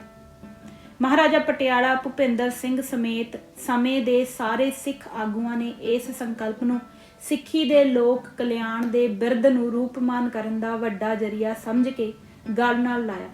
ਉਹਨਾਂ ਸਮਝਿਆ ਕਿ ਦਸ਼ਮੇਸ਼ ਪਿਆਰ ਕੇ ਛਲਕਦੇ ਅੰਮ੍ਰਿਤ ਦੇ ਬਾਟੇ ਨੂੰ ਤਰਨ ਤਾਰਨ ਬਿਰਧ ਨਿਭਾਉਣ ਦਾ ਸੁਨਹਿਰੀ ਮੌਕਾ ਮਿਲਣ ਜਾ ਰਿਹਾ ਹੈ। ਇਹਨਾਂ ਨੇ ਕਿਰਤੀਆਂ ਦੀਆਂ ਕੀਤੀਆਂ ਕਿਰਸਾਂ ਨਾਲ ਜੁੜੇ ਸਾਰੇ ਖਜ਼ਾਨੇ ਖੋਲ ਦਿੱਤੇ ਤੇ ਹਰ ਪੱਖੋਂ ਅੰਬੇਡਕਰ ਦੇ ਉਦਮ ਨੂੰ ਜੀ ਆਇਆਂ ਨੂੰ ਆਖਣ ਲਈ ਸੰਸਥਾਵਾਂ ਦੇ ਸੀਮਤ ਜਰੀਆਂ ਨਾਲ ਵੀ ਵੱਡਾ ਕਰਿਸ਼ਮਾ ਕਰ ਵਿਖਾਇਆ। ਚੰਦ ਮਹੀਨਿਆਂ ਵਿੱਚ ਬੰਬਈ, ਅੱਜ ਦੀ ਮੁੰਬਈ ਵਿੱਚ 3 ਮੰਜ਼ਲੀ ਕਾਲਜ ਦੀ ਇਮਾਰਤ ਉਸਰ ਗਈ। ਇੱਕ ਛਾਪਾਖਾਨਾ ਜਰਮਨੀ ਤੋਂ ਵਧੀਆ ਮਸ਼ੀਨਾਂ ਲਿਆ ਕੇ ਸਥਾਪਿਤ ਕਰ ਦਿੱਤਾ। ਸਿੱਖ ਮਿਸ਼ਨਰੀ ਕਾਲਜ ਸੱਜ ਗਿਆ। ਅੰਬੇਡਕਰ ਦੇ ਪ੍ਰਮੁੱਖ ਸਹਿਯੋਗੀ ਉਸਦੇ ਕਰੀਬੀ ਰਿਸ਼ਤੇਦਾਰ ਸਮੇਤ ਅੰਮ੍ਰਿਤ ਦੇ ਬਾਟੇ ਨੂੰ ਥੰਮਣ ਲਈ ਖੁਦ ਅੰਮ੍ਰਿਤ ਛਕ ਕੇ ਤਿਆਰ ਬਰ-ਤਿਆਰ ਹੋ ਗਏ। ਅੰਬੇਡਕਰ ਨੇ ਇਹ ਇਨਕਲਾਬੀ ਕਦਮ ਸਾਰੇ ਹਿੰਦੂ ਸਮਾਜ ਦੇ ਆਗੂਆਂ ਨੂੰ ਭਰੋਸੇ ਵਿੱਚ ਲੈ ਕੇ ਉਹਨਾਂ ਦੀ ਪੂਰੀ ਸਹਿਮਤੀ ਨਾਲ ਹੀ ਚੁੱਕਿਆ ਸੀ। ਉਸ ਨੂੰ ਪਤਾ ਨਹੀਂ ਸੀ ਕਿ ਵੱਡੇ ਵੱਡੇ ਅਹੁਦਿਆਂ ਉੱਤੇ ਬੈਠੇ ਪ੍ਰਤਿਸ਼ਠਾ ਵਾਲੇ ਸਫੈਦ ਪੋਸ਼ ਆਪਣੇ ਅਹੁਦਿਆਂ ਦੀਆਂ ਕੁਰਸੀਆਂ ਭਰਨ ਜੋਗੇ ਨਹੀਂ ਸਨ। ਉਹਨਾਂ ਵਿੱਚੋਂ ਕਈਆਂ ਦੀ ਕਤਈ ਮਨਸ਼ਾ ਨਹੀਂ ਸੀ ਕਿ ਆਦਿ ਕਾਲ ਤੋਂ ਚਲੇ ਆਉਂਦੇ ਸ਼ੂਦਰ ਕਹਾਉਂਦੇ ਮੁਫਤ ਦੇ ਗੁਲਾਮ ਉਹਨਾਂ ਦੀ ਸਦੀਵੀ ਸੇਵਾ ਵਿੱਚੋਂ ਨਿਕਲ ਕੇ ਉਹਨਾਂ ਦੇ ਬਰਾਬਰ ਵਿਚਰਨ ਦਾ ਹੌਸਲਾ ਧਾਰ ਲੈਣ। ਆਪਣੇ ਇਸ ਕਰੂਰ ਮਨਸੂਬੇ ਨੂੰ ਉਹਨਾਂ ਆਗੂਆਂ ਨੇ ਐਸੀ ਬੇਰਹਿਮੀ ਨਾਲ ਸਿਰੇ ਚੜਾਇਆ ਕਿ ਜੱਗ ਨੂੰ ਹੱਥ ਛੁਰੀ ਜਗਤ ਕਸਾਈ ਜਨੌਰ ਦੇ ਪ੍ਰਤੱਖ ਦਰਸ਼ਨ ਹੋ ਗਏ। ਬਨਾਰਸ ਦੇ ਠੱਗ ਕਿਰਿਆਸ਼ੀਲ ਹੋਏ, ਸਾਜ਼ਿਸ਼ਾਂ ਨੇ ਸਿਰ ਚੁੱਕੇ, ਨਾਗਾਂ ਨੇ ਡੰਗਾਂ ਦੇ ਗੱਫੇ ਵਰਤਾਏ ਅਤੇ ਡਾਕਟਰ ਅੰਬੇਡਕਰ ਦੇ ਸੁਪਨੇ ਪਲੋ ਪਲੀ ਤਹਿਸ਼ ਨਹਿਸ ਹੋ ਗਏ। ਜਿਵੇਂ ਆਹਣ ਜਿੱਥੇ ਰਾਤ ਕੱਟਦੀ ਸੀ ਉੱਥੇ ਆਪਣਾ ਮਾਰੂ ਬੱਚ ਛੱਡ ਜਾਂਦੀ ਸੀ, ਇਸ ਤਰਜ਼ ਉੱਤੇ ਇੱਕ ਖਾਸ ਵਰਗ ਦੇ ਨਕਲੀ ਬੁੱਧੀਜੀਵੀਆਂ ਦੇ ਰੂਪ ਵਿੱਚ ਇਹ ਜਗਤ ਕਸਾਈ ਟੋਲਾ ਆਪਣਾ ਬੱਚ ਪਿੱਛੇ ਛੱਡ ਗਿਆ। ਬੁੱਧੀਜੀਵੀਆਂ ਦੇ ਬੁਰਕੇ ਪਾ ਕੇ ਇਹਨਾਂ ਨੇ ਸਿੱਖ ਪੰਥ ਨੂੰ ਬਦਨਾਮ ਕਰਨ ਦਾ ਅਭਿਆਨ ਆਰੰਭਿਆ। ਇਸ ਦੀ ਮੁੱਢਲੀ ਧਾਰਨਾ ਇਹ ਸੀ ਕਿ ਜਾਤ-ਪਾਤ ਵਿੱਚ ਡੁੱਬੇ ਸਿੱਖਾਂ ਨੇ ਡਾਕਟਰ ਅੰਬੇਡਕਰ ਨੂੰ ਪੂਰਾ ਯਤਨ ਕਰਕੇ ਸਿੱਖ ਬਣਨ ਤੋਂ ਰੋਕਿਆ। ਇਹਨਾਂ ਦਾ ਧੂਆਂ ਧਾਰ ਕੁਪ੍ਰਚਾਰ ਇੰਨਾ ਕੁਰਾਹੇ ਪਾਊ ਸੀ ਕਿ ਸਰਦਾਰ ਕਪੂਰ ਸਿੰਘ ਵਰਗੇ ਵੱਡੇ ਤੱਤਵੇਤਾ ਉੱਤੇ ਵੀ ਇਸ ਦਾ ਡੂੰਘਾ ਅਸਰ ਹੋਇਆ, ਜੋ ਇਹਨਾਂ ਦੀ ਸਾਚੀ ਸਾਖੀ ਤੋਂ ਜ਼ਾਹਰ ਹੈ। ਸਰਦਾਰ ਨਰਾਇਣ ਸਿੰਘ ਅਤੇ ਸਰਦਾਰ ਆਤਮਾ ਸਿੰਘ, ਜੋ ਖਾਲਸਾ ਕਾਲਜ ਬੰਬਈ ਦੀ ਇਮਾਰਤ ਤਾਮੀਰ ਕਰਨ ਲਈ ਜ਼ਿੰਮੇਵਾਰ ਸਨ, ਤੋਂ ਅਸਲ ਕਹਾਣੀ ਸੁਣ ਕੇ ਮੈਂ 2 ਦਹਾਕੇ ਪਹਿਲਾਂ ਸਹੀ ਤੱਥ ਪੰਜਾਬੀ ਟ੍ਰਿਬਿਊਨ ਅਤੇ ਡੈਲਟ ਵੌਇਸ ਰਾਹੀਂ ਅਤੇ ਕੁਝ ਸਮਾਂ ਪਹਿਲਾਂ ਫੇਸਬੁੱਕ ਰਾਹੀਂ ਪੇਸ਼ ਕਰਨ ਦੀ ਕੋਸ਼ਿਸ਼ ਕੀਤੀ। ਇਹਨਾਂ ਯਤਨਾਂ ਦਾ ਸੀਮਤ ਲਾਭ ਇਹ ਹੋਇਆ ਕਿ ਕੁਝ ਕੁ ਮੁੱਢਲੀ ਜਾਣਕਾਰੀ ਰੱਖਣ ਵਾਲੇ ਵਿਦਵਾਨਾਂ ਨੇ ਇਸ ਇਤਿਹਾਸ ਨਾਲ ਮੇਲ ਖਾਂਦੀ ਧਾਰਨਾ ਨੂੰ ਸੱਚ ਦੇ ਜ਼ਿਆਦਾ ਨੇੜੇ ਪਾਇਆ ਅਤੇ ਸਮੁੱਚੇ ਸੱਚ ਨੂੰ ਜਾਣਨ ਲਈ ਬੌਧਿਕ ਯਤਨ ਆਰੰਭ ਦਿੱਤੇ। ਹਥਲੀ ਪੁਸਤਕ ਵਿੱਚ ਸਰਦਾਰ ਮਲ ਸਿੰਘ ਨੇ ਮੁਕੰਮਲ ਸੱਚ ਦੀ ਬਾਰੀਕੀ ਨਾਲ ਖੋਜ ਕੀਤੀ ਹੈ। ਡਾਕਟਰ ਮੂੰਜੇ, ਸੇਠ ਬਿਰਲਾ, ਅੰਬੇਡਕਰ, ਰਾਜਾ MK ਗਾਂਧੀ ਦੀਆਂ ਪੈੜਾਂ ਨੱਪਦੇ ਇਹ ਸੱਚਾਈ ਦੀ ਤਹਿ ਤੱਕ ਪਹੁੰਚ ਸਕੇ ਹਨ। ਹੁਣ ਅਕੱਟ ਪ੍ਰਤੱਖ ਸਬੂਤਾਂ ਨਾਲ ਇਹ ਜੱਗ ਜ਼ਾਹਰ ਹੋ ਚੁੱਕਿਆ ਹੈ ਕਿ ਡਾਕਟਰ ਅੰਬੇਡਕਰ ਦੇ ਆਪਣੇ ਸਮੁੱਚੇ ਭਾਈਚਾਰੇ ਸਮੇਤ ਸਿੱਖ ਬਣਨ ਦੇ ਇਰਾਦੇ ਨੂੰ ਕਿਹਨਾਂ ਤਾਕਤਾਂ ਅਤੇ ਮਨੁੱਖਾਂ ਨੇ ਫਲੀਭੂਤ ਨਹੀਂ ਸੀ ਹੋਣ ਦਿੱਤਾ। ਇਹ ਮਨੁੱਖੀ ਸਮਾਜ ਦੀ ਵੱਡੀ ਸੇਵਾ ਹੈ ਜੋ ਗੁਰੂ ਨੇ ਅਪਾਰ ਕਿਰਪਾ ਕਰਕੇ ਮੱਲ ਸਿੰਘ ਕੋਲੋਂ ਲਈ ਹੈ। ਬੜੀ ਮਿਹਨਤ ਨਾਲ ਇਹ ਤੱਥ ਇਕੱਠੇ ਕੀਤੇ ਗਏ ਹਨ ਅਤੇ ਬੜੇ ਸੁਚੱਜੇ ਢੰਗ ਨਾਲ ਹਰ ਇੱਕ ਦੇ ਸਮਝ ਵਿੱਚ ਆਉਣ ਵਾਲੀ ਬੋਲੀ ਵਿੱਚ ਇਹਨਾਂ ਨੂੰ ਪਰੋਸਿਆ ਗਿਆ ਹੈ। ਜਿੱਥੇ ਮੈਂ ਮੱਲ ਸਿੰਘ ਦੇ ਇਸ ਕੰਮ ਨੂੰ ਨੇਪਰੇ ਚਾੜਨ ਦੀ ਵਧਾਈ ਦਿੰਦਾ ਹਾਂ, ਉੱਥੇ ਹਰ ਮਨੁੱਖਤਾ ਦਾ ਭਲਾ ਚਾਹੁਣ ਵਾਲੇ ਨੂੰ ਬੇਨਤੀ ਕਰਦਾ ਹਾਂ ਕਿ ਉਹ ਇਸ ਪੁਸਤਕ ਦਾ ਗੰਭੀਰਤਾ ਨਾਲ ਮੁਤਾਲਿਆ ਕਰਕੇ ਪੂਰਾ ਲਾਭ ਲਵੇ। ਇਸ ਤੋਂ ਅਗਾਂਹ ਪੰਥਕ ਟੀਚਾ ਹੋਣਾ ਚਾਹੀਦਾ ਹੈ ਡਾਕਟਰ ਅੰਬੇਡਕਰ ਦੇ ਅਧੂਰੇ ਛੱਡੇ ਕੰਮ ਨੂੰ ਨੇਪਰੇ ਚਾੜਨ ਲਈ ਸਾਂਝਾ ਵੱਡਾ ਹੰਭਲਾ ਮਾਰਨ ਦਾ। ਦਲਿਤ ਵਰਗ ਵਿੱਚ ਸਾਰੇ ਜਾਣਦੇ ਹੋਏ ਭੁਲੇਖਾ ਪਾਉਣ ਵਾਲੇ ਬੁੱਧੀਜੀਵੀ ਨਹੀਂ, ਜਿਵੇਂ ਸਿੱਖਾਂ ਵਿੱਚ ਵੀ ਸਭ ਦਾਨਸ਼ਮੰਦ ਭੁਲੇਖੇ ਦਾ ਸ਼ਿਕਾਰ ਨਹੀਂ। ਸਭ ਨੂੰ ਰਲ ਕੇ ਸਹੀ ਬਿਰਤਾਂਤ ਜਾਣਨ ਦੀ ਲੋੜ ਹੈ ਅਤੇ ਇੱਕ ਤਰੋ ਤਾਜ਼ਾ ਸੰਵਾਦ ਡਾਕਟਰ ਅੰਬੇਡਕਰ ਦੀ ਅਸਫਲ ਚੇਸ਼ਟਾ ਉਦਾਲੇ ਉਸਾਰਨ ਦੀ ਵੀ ਲੋੜ ਹੈ। ਦਲਿਤ ਲੋਕਾਂ ਦੇ ਸਿੱਖੀ ਸ਼ਰਨ ਆਉਣ ਵਾਲਾ ਕਰਮ ਮਾਨਵ ਹਿਤੈਸ਼ੀ ਅਤੇ ਸਰਬੱਤ ਦੇ ਭਲੇ ਨੂੰ ਅੰਜਾਮ ਦੇਣ ਵਿੱਚ ਵੱਡਾ ਕਦਮ ਸਾਬਤ ਹੋ ਸਕਦਾ ਹੈ। ਮੌਜੂਦਾ ਸੰਵਾਦ ਉੱਥੋਂ ਸ਼ੁਰੂ ਹੋਣਾ ਚਾਹੀਦਾ ਹੈ ਜਿੱਥੇ ਕੁ ਜੇ ਡਾਕਟਰ ਅੰਬੇਡਕਰ ਇਸ ਨੂੰ ਮਜਬੂਰੀ ਵਸ ਅੱਧ ਵਾਟੇ ਛੱਡ ਗਏ ਸਨ, ਬਦਲੇ ਹਾਲਾਤਾਂ ਵਿੱਚ ਇਸ ਦੀ ਲੋੜ ਹੋਰ ਵੀ ਤੀਬਰਤਾ ਨਾਲ ਮਹਿਸੂਸ ਹੋ ਰਹੀ ਹੈ। ਜ਼ਾਹਰ ਹੈ ਕਿ ਹੁਣ ਕੁਝ ਕੁ ਦਲਿਤ ਹੋਣਗੇ ਜੋ ਬੋਧ ਪੜਾਅ ਨੂੰ ਅੰਬੇਡਕਰ ਜੀ ਦੀ ਅੰਤਮ ਮੰਜ਼ਿਲ ਸਮਝਣ ਦੇ ਚਾਹਵਾਨ ਹੋਣਗੇ। ਉਹਨਾਂ ਨੂੰ ਇਮਾਨਦਾਰੀ ਨਾਲ ਮੁਲਾਂਕਣ ਕਰਨ ਵਿੱਚ ਪਿਛਲੇ 60 ਕੁ ਸਾਲ ਦਾ ਨਵਾਂ ਬੋਧੀ ਇਤਿਹਾਸ ਸਹਾਈ ਹੋਵੇਗਾ। ਉਹ ਆਪਣਾ ਫੈਸਲਾ ਆਪੇ ਕਰ ਲੈਣਗੇ। ਅਸਲ ਸੰਵਾਦ ਤਾਂ ਉਹਨਾਂ ਉਦਾਲੇ ਉਸਾਰਨ ਦੀ ਲੋੜ ਹੈ ਜੋ ਡਾਕਟਰ ਅੰਬੇਡਕਰ ਨਾਲ ਦੀਕਸ਼ਾ ਭੂਮੀ ਵੀ ਨਾ ਜਾ ਸਕੇ ਤੇ ਜੋ ਉੱਥੇ ਪਹੁੰਚ ਕੇ ਵੀ ਸਮਾਜਿਕ ਟੀਚਾ ਸਰ ਹੋਇਆ ਤਸੱਵਰ ਨਹੀਂ ਕਰਦੇ। ਦੀਕਸ਼ਾ ਭੂਮੀ ਤੋਂ ਬਾਹਰ ਰਹਿਣ ਵਾਲੇ ਤਾਂ ਅਜੇ ਵੀ ਸੱਚ ਦੀ ਖੋਜ ਬੜੀ ਸ਼ਿੱਦਤ ਨਾਲ ਕਰ ਰਹੇ ਹਨ। ਮਸਲਾ ਅਜਿਹੇ ਲੋਕਾਂ ਦੇ ਸਾਹਮਣੇ ਇੱਕ ਐਸਾ ਵਿਕਲਪ ਰੱਖਣ ਦਾ ਹੈ ਜਿਸ ਨੂੰ ਡਾਕਟਰ ਅੰਬੇਡਕਰ, BS ਮੂਰਤੀ ਅਤੇ ਸਵਾਮੀ ਧਰਮ ਤੀਰਥ ਸਮੇਤ ਅਨੇਕਾਂ ਸੁਹਿਰਦ ਦਲਿਤ ਹਮਦਰਦ ਸੁਚੱਜਾ ਸਾਰਥਕ ਰਾਹ ਸਮਝਦੇ ਹਨ। ਕਿਸੇ ਨੂੰ ਧਰਮ ਪਰਿਵਰਤਨ ਲਈ ਤਿਆਰ ਕਰਨਾ ਸਿੱਖ ਕਰਮ ਨਹੀਂ, ਪਰ ਸਿੱਖੀ ਦੇ ਕਲਿਆਣਕਾਰੀ ਉਪਦੇਸ਼ਾਂ ਦੀ ਦਲਿਤ ਵਰਗ ਨੂੰ ਲੋੜ ਅਤੇ ਉਹਨਾਂ ਦੀ ਸਾਰਥਕਤਾ ਬਾਰੇ ਸਪਸ਼ਟ ਕਰਨ ਦੀ ਵੀ। ਸਿੱਖੀ ਸਰੋਕਾਰਾਂ ਨੂੰ ਉਜਾਗਰ ਨਾ ਕਰਨਾ ਗੁਰੂ ਨੂੰ ਗੁਪਤ ਰੱਖਣ ਤੁੱਲ ਹੈ, ਜਿਸ ਕੋਤਾਹੀ ਲਈ ਗੁਰਬਾਣੀ ਇਸ ਦੇ ਜ਼ਿੰਮੇਵਾਰ ਲੋਕਾਂ ਨੂੰ ਪਾਪੀ ਅਤੇ ਹੱਤਿਆਰੇ ਦੀ ਸੰਗਿਆ ਨਾਲ ਨਿਵਾਜਦੀ ਹੈ। ਜਿਨ੍ਹਾਂ ਗੁਰ ਗੋਪਿਆ ਆਪਣਾ ਤੇ ਨਰ ਬੁਰਿਆਰੀ। ਤੀਜੇ ਨਾਨਕ ਦਾ ਰਾਗ ਸੋਰਠ ਵਿੱਚ ਫੁਰਮਾਨ ਹੈ। ਗੁਰੂ ਗ੍ਰੰਥ ਸਾਹਿਬ ਜੀ, ਪੰਨਾ 651। ਉਮੀਦ ਹੈ ਕਿ ਆਉਣ ਵਾਲੀ ਗੋਸ਼ਟੀ ਵਿੱਚ ਸਭ ਸੰਬੰਧਿਤ ਧਿਰਾਂ ਆਪਣਾ ਆਪਣਾ ਯੋਗਦਾਨ ਨਿਮਰਤਾ, ਦਾਨਾਈ ਅਤੇ ਬੇਬਾਕੀ ਨਾਲ ਪਾਉਣਗੀਆਂ। ਹਿੰਦ ਦਾ ਅਤੇ ਮਨੁੱਖਤਾ ਦਾ ਭਵਿੱਖ ਰੌਸ਼ਨ ਕਰਨ ਦਾ ਇਹੋ ਸੌਖਾ ਰਾਹ ਸਾਨੂੰ ਗੁਰੂ ਨੇ ਦੱਸਿਆ ਹੈ। ਗੁਰਤੇਜ ਸਿੰਘ, ਸਤੰਬਰ 25, 2017, ਚੰਡੀਗੜ੍ਹ। ਭੂਮਿਕਾ: ਬਾਬਾ ਸਾਹਿਬ ਭੀਮ ਰਾਓ ਅੰਬੇਡਕਰ ਸਿੱਖ ਕਿਉਂ ਨਾ ਬਣ ਸਕੇ, ਇਸ ਬਾਰੇ ਤਕਰੀਬਨ 35 ਸਾਲ ਦੇ ਅਰਸੇ ਤੋਂ ਸੁਣਦੇ ਆਏ ਹਾਂ। ਐਸਾ ਵਾਰ-ਵਾਰ ਸੁਣ ਕੇ ਮਨ ਨੂੰ ਠੇਸ ਵੀ ਵੱਜਦੀ ਰਹੀ। ਕਈ ਵਾਰ ਮਨ 'ਚ ਆ ਜਾਂਦਾ ਹੈ ਕਿ ਐਸਾ ਕਿਉਂ ਵਾਪਰ ਗਿਆ। ਜੇ ਵਾਪਰਿਆ ਤਾਂ ਚੰਗਾ ਨਹੀਂ ਹੋਇਆ, ਐਸਾ ਨਹੀਂ ਸੀ ਹੋਣਾ ਚਾਹੀਦਾ। ਸਿੱਖ ਲੀਡਰਸ਼ਿਪ ਅਤੇ ਸਿੱਖ ਸੰਸਥਾਵਾਂ ਨੂੰ ਕੀ ਇਤਰਾਜ਼ ਸੀ ਕਿ ਡਾਕਟਰ ਸਾਹਿਬ ਜੀ ਵਰਗੇ ਮਹਾਨ ਇਨਸਾਨ ਜੋ ਆਪ ਦੇ ਸਮੇਂ ਤੇ ਅੱਜ ਤੱਕ ਵੀ ਸੰਸਾਰ ਵਿੱਚ ਸਭ ਤੋਂ ਵੱਧ ਪੜ੍ਹੇ ਲਿਖੇ ਤੇ ਉੱਚ ਦਰਜੇ ਦੇ ਬੁੱਧੀਮਾਨ ਇਨਸਾਨ ਨੂੰ ਸਿੱਖੀਜ਼ਮ 'ਚ ਸ਼ਾਮਲ ਨਹੀਂ ਹੋਣ ਦਿੱਤਾ। ਬਾਬਾ ਸਾਹਿਬ ਅੰਬੇਡਕਰ ਜੀ ਦਾ ਜਨਮ ਦਿਹਾੜਾ 14 ਅਪ੍ਰੈਲ ਜਾਂ ਉਹਨਾਂ ਦਾ ਪਰਿਨਿਰਵਾਣ ਦਿਵਸ 6 ਦਸੰਬਰ ਹੀ ਹੋਵੇ, ਐਸੇ ਪ੍ਰਚਾਰ ਦਾ ਕੇਂਦਰੀ ਨੁਕਤਾ ਜਾਂ ਸ਼ਬਦ ਇਹ ਹੀ ਹੁੰਦੇ ਕਿ ਬਾਬਾ ਸਾਹਿਬ ਡਾਕਟਰ ਅੰਬੇਡਕਰ ਜੀ ਨੂੰ ਸਿੱਖ ਨਹੀਂ ਬਣਨ ਦਿੱਤਾ ਜਦ ਉਹ ਅੰਮ੍ਰਿਤਸਰ ਆਏ ਸਨ। ਮਾਸਟਰ ਤਾਰਾ ਸਿੰਘ ਨੂੰ ਦੋਸ਼ ਦਿੱਤਾ ਜਾਂਦਾ ਹੈ ਤੇ ਕਈ ਭੱਦਰ ਪੁਰਸ਼ ਤਾਂ ਪਾਪੀ ਤੱਕ ਆਖ ਦਿੰਦੇ ਹਨ ਜਾਂ ਸਿੱਖ ਸੰਸਥਾਵਾਂ ਤੇ ਦੋਸ਼ ਮੜਿਆ ਜਾਂਦਾ ਹੈ। ਮਨ ਵਿੱਚ ਸਵਾਲ ਉੱਠਦਾ ਰਿਹਾ ਕਿ ਇਸ ਦੇ ਕੀ ਕਾਰਨ ਹੋਣਗੇ ਜਿਸ ਕਾਰਨ ਡਾਕਟਰ ਅੰਬੇਡਕਰ ਸਿੱਖ ਧਰਮ ਨਾ ਅਪਣਾ ਸਕੇ, ਜਾਂ ਮਾਸਟਰ ਤਾਰਾ ਸਿੰਘ ਹੀ ਦੋਸ਼ੀ ਹੋਵੇਗਾ ਇਸ ਸਭ ਕੁਝ ਲਈ। ਇਹ ਗੱਲਾਂ ਪੰਜਾਬ, ਭਾਰਤ ਤੇ ਵਿਦੇਸ਼ਾਂ ਵਿੱਚ ਦਲਿਤਾਂ ਦੀ ਜ਼ੁਬਾਨ ਤੇ ਚੜ੍ਹਾ ਦਿੱਤੀਆਂ ਗਈਆਂ ਹਨ ਜਾਂ ਚੜ੍ਹ ਚੁੱਕੀਆਂ ਹਨ। ਕੀ ਇਸ ਵਿੱਚ ਕੋਈ ਸੱਚਾਈ ਵੀ ਹੋਵੇਗੀ ਜਾਂ ਨਹੀਂ? ਮਨ ਅੰਦਰ ਇਹ ਪ੍ਰਸ਼ਨ ਸਾਲਾਂ ਬੱਧੀ ਤੋਂ ਚੱਲਿਆ ਆ ਰਿਹਾ ਸੀ, ਜਿਸ ਦੇ ਹੱਲ ਹੋਣ ਦੇ ਆਸਾਰ ਨਜ਼ਰ ਨਾ ਆਏ। ਗਵਰਨਮੈਂਟ ਆਫ ਮਹਾਰਾਸ਼ਟਰ ਦੇ ਹਾਇਰ ਐਜੂਕੇਸ਼ਨ ਡਿਪਾਰਟਮੈਂਟ ਦੀ ਪਬਲੀਕੇਸ਼ਨ ਕਮੇਟੀ ਨੇ ਬਹੁਤ ਵੱਡਾ ਉਪਰਾਲਾ ਕਰਕੇ ਡਾਕਟਰ ਬਾਬਾ ਸਾਹਿਬ ਅੰਬੇਡਕਰ ਜੀ ਦੀਆਂ ਲਿਖਤਾਂ ਅਤੇ ਭਾਸ਼ਣ ਸੰਪਾਦਿਤ ਕਰਵਾ ਅਤੇ ਛਪਵਾ ਕੇ ਜਾਰੀ ਕੀਤੇ ਹਨ। ਉਹਨਾਂ ਦੀ ਜਿੰਨੀ ਵੀ ਸਿਫਤ ਕੀਤੀ ਜਾਵੇ ਬਹੁਤ ਥੋੜੀ ਹੈ ਅਤੇ ਉਹ ਸ਼ਬਦ ਨਹੀਂ ਹਨ ਜਿਨ੍ਹਾਂ ਦੁਆਰਾ ਧੰਨਵਾਦ ਕੀਤਾ ਜਾ ਸਕੇ। ਇਹਨਾਂ ਲਿਖਤਾਂ ਵਿੱਚੋਂ ਵੀ ਕੁਝ ਇੱਕ ਨੂੰ ਇਸ ਪੁਸਤਕ ਦਾ ਆਧਾਰ ਬਣਾਇਆ ਗਿਆ ਹੈ, ਜੋ ਡਾਕਟਰ ਅੰਬੇਡਕਰ ਸਾਹਿਬ ਜੀ ਦੀਆਂ ਆਪਣੀਆਂ ਲਿਖਤਾਂ ਤੇ ਭਾਸ਼ਣ ਹਨ, ਜਿਵੇਂ ਯੋਲਾ ਕਾਨਫਰੰਸ, ਮਹਾਰ ਕਾਨਫਰੰਸ ਬੰਬਈ ਅਤੇ ਸੋਰਸ ਮਟੀਰੀਅਲ ਵੋਲਿਊਮ 1 ਆਦਿ ਤੇ ਦਸ ਸਪੋਕ ਅੰਬੇਡਕਰ ਵੋਲਿਊਮ 4 ਦੇ ਲੇਖਕ ਸਵ ਭਗਵਾਨ ਦਾਸ ਐਡਵੋਕੇਟ ਸੁਪਰੀਮ ਕੋਰਟ ਨਵੀਂ ਦਿੱਲੀ ਜੀ ਦੀ ਪੁਸਤਕ ਚੋਂ ਅੰਗਰੇਜ਼ੀ ਤੋਂ ਪੰਜਾਬੀ ਅਨੁਵਾਦ ਕਰਕੇ ਵੀ ਵਿਸ਼ੇਸ਼ ਹਵਾਲੇ ਦਿੱਤੇ ਗਏ ਹਨ। ਇਸ ਪੁਸਤਕ ਦੇ ਲਿਖੇ ਜਾਣ ਦਾ ਉਦੇਸ਼: ਪਹਿਲਾ, ਡਾਕਟਰ ਅੰਬੇਡਕਰ ਸਿੱਖ ਕਿਉਂ ਨਹੀਂ ਬਣ ਸਕੇ, ਦੋਸ਼ੀ ਕੌਣ, ਪੁਸਤਕ ਵਿੱਚ ਅਸਲ ਦੋਸ਼ੀਆਂ ਨੂੰ ਨੰਗਾ ਕਰਨਾ ਅਤੇ ਇਸ ਮਸਲੇ ਸੰਬੰਧੀ ਸੱਚ ਸਾਹਮਣੇ ਲਿਆਉਣਾ ਹੈ।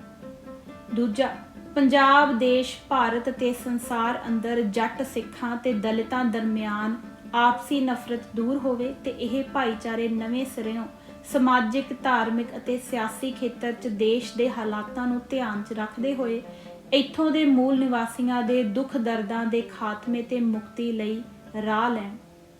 ਹਥਲੀ ਪੁਸਤਕ ਵਿੱਚ ਲੇਖਕ ਵੱਲੋਂ ਬਹੁਤੀਆਂ ਥਾਵਾਂ ਤੇ ਜਿੱਥੇ ਆਪਣੇ ਵਿਚਾਰ ਜਾਂ ਟਿੱਪਣੀ ਦਿੱਤੀ ਹੈ ਤੇ ਅੰਤ ਤੇ ਲਫ਼ਜ਼ ਲੇਖਕ ਵਾਰ-ਵਾਰ ਦੇਣਾ ਭਾਵੇਂ ਨਹੀਂ ਬਣਦਾ ਪਰ ਦਿੱਤਾ ਗਿਆ ਹੈ ਤਾਂ ਕਿ ਪੁਸਤਕ ਨੂੰ ਪੜ੍ਹਨ ਸਮੇਂ ਕੋਈ ਮੁਸ਼ਕਲ ਪੇਸ਼ ਨਾ ਆਵੇ। ਮੈਂ ਆਪਣੀ ਪੁਸਤਕ ਡਾਕਟਰ ਅੰਬੇਡਕਰ ਸਿੱਖ ਕਿਉਂ ਨਾ ਬਣ ਸਕੇ, ਦੋਸ਼ੀ ਕੌਣ ਅੰਦਰ ਜਿਨ੍ਹਾਂ ਸਤਿਕਾਰਯੋਗ ਲੇਖਕਾਂ ਦੀਆਂ ਪੁਸਤਕਾਂ ਵਿੱਚੋਂ ਹਵਾਲੇ ਦਿੱਤੇ ਹਨ ਦਾ ਦਿਲੋਂ ਧੰਨਵਾਦ ਕਰਦਾ ਹਾਂ। ਭਾਵੇਂ ਕੁਝ ਇੱਕ ਲੇਖਕਾਂ ਦੀਆਂ ਲਿਖਤਾਂ ਸੰਬੰਧੀ ਆਪਣੇ ਵਿਚਾਰ ਆਲੋਚਨਾਤਮਕ ਪੱਖੋਂ ਰੱਖੇ ਹਨ, ਸਾਰੇ ਹੀ ਲੇਖਕ ਮੇਰੇ ਲਈ ਸਤਿਕਾਰ ਦੇ ਪਾਤਰ ਹਨ। ਸਰਦਾਰ ਨਰੈਣ ਸਿੰਘ, ਸਾਬਕਾ ਮੈਨੇਜਰ, ਨਨਕਾਣਾ ਸਾਹਿਬ ਗੁਰਦੁਆਰਾ, ਲਾਹੌਰ, ਪਾਕਿਸਤਾਨ। ਪੰਜਾਬ, ਭਾਰਤ ਦੁਆਰਾ ਲਿਖੀ ਪੁਸਤਕ ਕਿਉਂ ਕੀਤੋ ਵੇ ਸਾ ਦੇ ਆਧਾਰ ਤੇ ਸਿੱਖ ਲੀਡਰਸ਼ਿਪ ਦਾ ਪੱਖ ਵੀ ਰੱਖਿਆ ਗਿਆ ਹੈ। ਮਹਾਰਾਸ਼ਟਰ ਸਰਕਾਰ ਦੁਆਰਾ ਜਾਰੀ ਕੀਤੀਆਂ ਲਿਖਤਾਂ ਵਿੱਚ ਡਾਕਟਰ ਅੰਬੇਡਕਰ ਸਿੱਖ ਕਿਉਂ ਨਾ ਬਣ ਸਕੇ, ਦੋਸ਼ੀ ਕੌਣ, ਇਸ ਪੁਸਤਕ ਦੇ ਵਿਸ਼ੇ ਨਾਲ ਸੰਬੰਧਿਤ ਸਬੂਤ ਮੌਜੂਦ ਹਨ, ਜਿਨ੍ਹਾਂ ਦੇ ਆਧਾਰ ਤੇ ਇਸ ਨੂੰ ਲਿਖਣ ਦਾ ਬਲ ਮਿਲਿਆ ਤੇ ਇਹ ਲਿਖਤ ਪੂਰੀ ਕੀਤੀ ਗਈ ਹੈ। ਡਾਕਟਰ ਗਿਆਨ ਚੰਦ ਕੋਲ, ਜਲੰਧਰ, ਜੰਡੂ ਸਿੰਘਾ, ਡਾਕਟਰ ਹਰਨੇਕ ਸਿੰਘ, ਮੋਹਾਲੀ, ਸਰਦਾਰ ਗੁਰਤੇਜ ਸਿੰਘ, ਸਾਬਕਾ IAS professor of Sikhism, Chandigarh ਨੇ ਆਪਣੇ ਰੁਝੇਵਿਆਂ ਵਿੱਚੋਂ ਸਮਾਂ ਕੱਢ ਕੇ ਪੁਸਤਕ ਦਾ ਅਧਿਐਨ ਕਰਨ ਤੋਂ ਬਾਅਦ ਆਪਣੇ ਵਿਚਾਰ ਲਿਖ ਭੇਜੇ ਹਨ।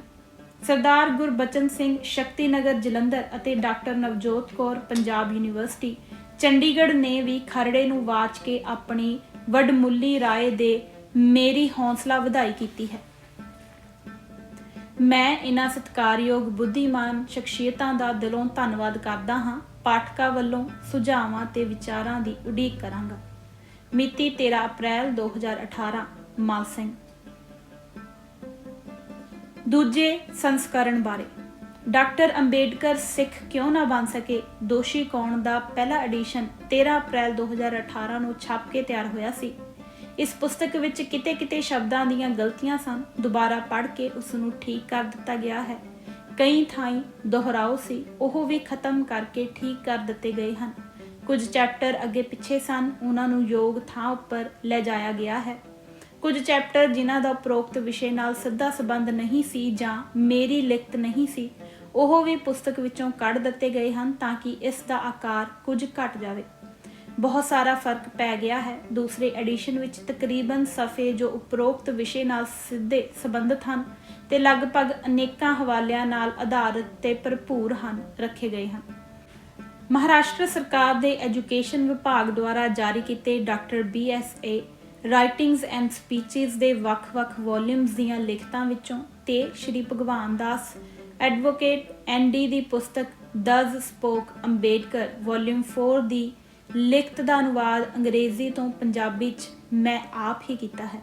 ਮਾਸਟਰ ਤਾਰਾ ਸਿੰਘ ਜੀ ਦਾ ਦੱਖਣ ਵਿੱਚ ਦਿੱਤਾ ਗਿਆ ਭਾਸ਼ਣ ਡਾਕਟਰ ਮੁੰਜੇ ਅੰਬੇਡਕਰ ਸਮਝੌਤਾ ਗਾਂਧੀ ਜੀ ਵੱਲੋਂ ਲਿਖਤ ਅਤੇ ਡਾਕਟਰ ਬਾਬਾ ਸਾਹਿਬ ਅੰਬੇਡਕਰ ਵੱਲੋਂ ਪ੍ਰਤੀਕਰਮ ਹਵਾਲੇ ਸਾਹਿਤ ਇਸ ਐਡੀਸ਼ਨ 'ਚ ਦਰਜ ਕੀਤਾ ਗਿਆ ਹੈ।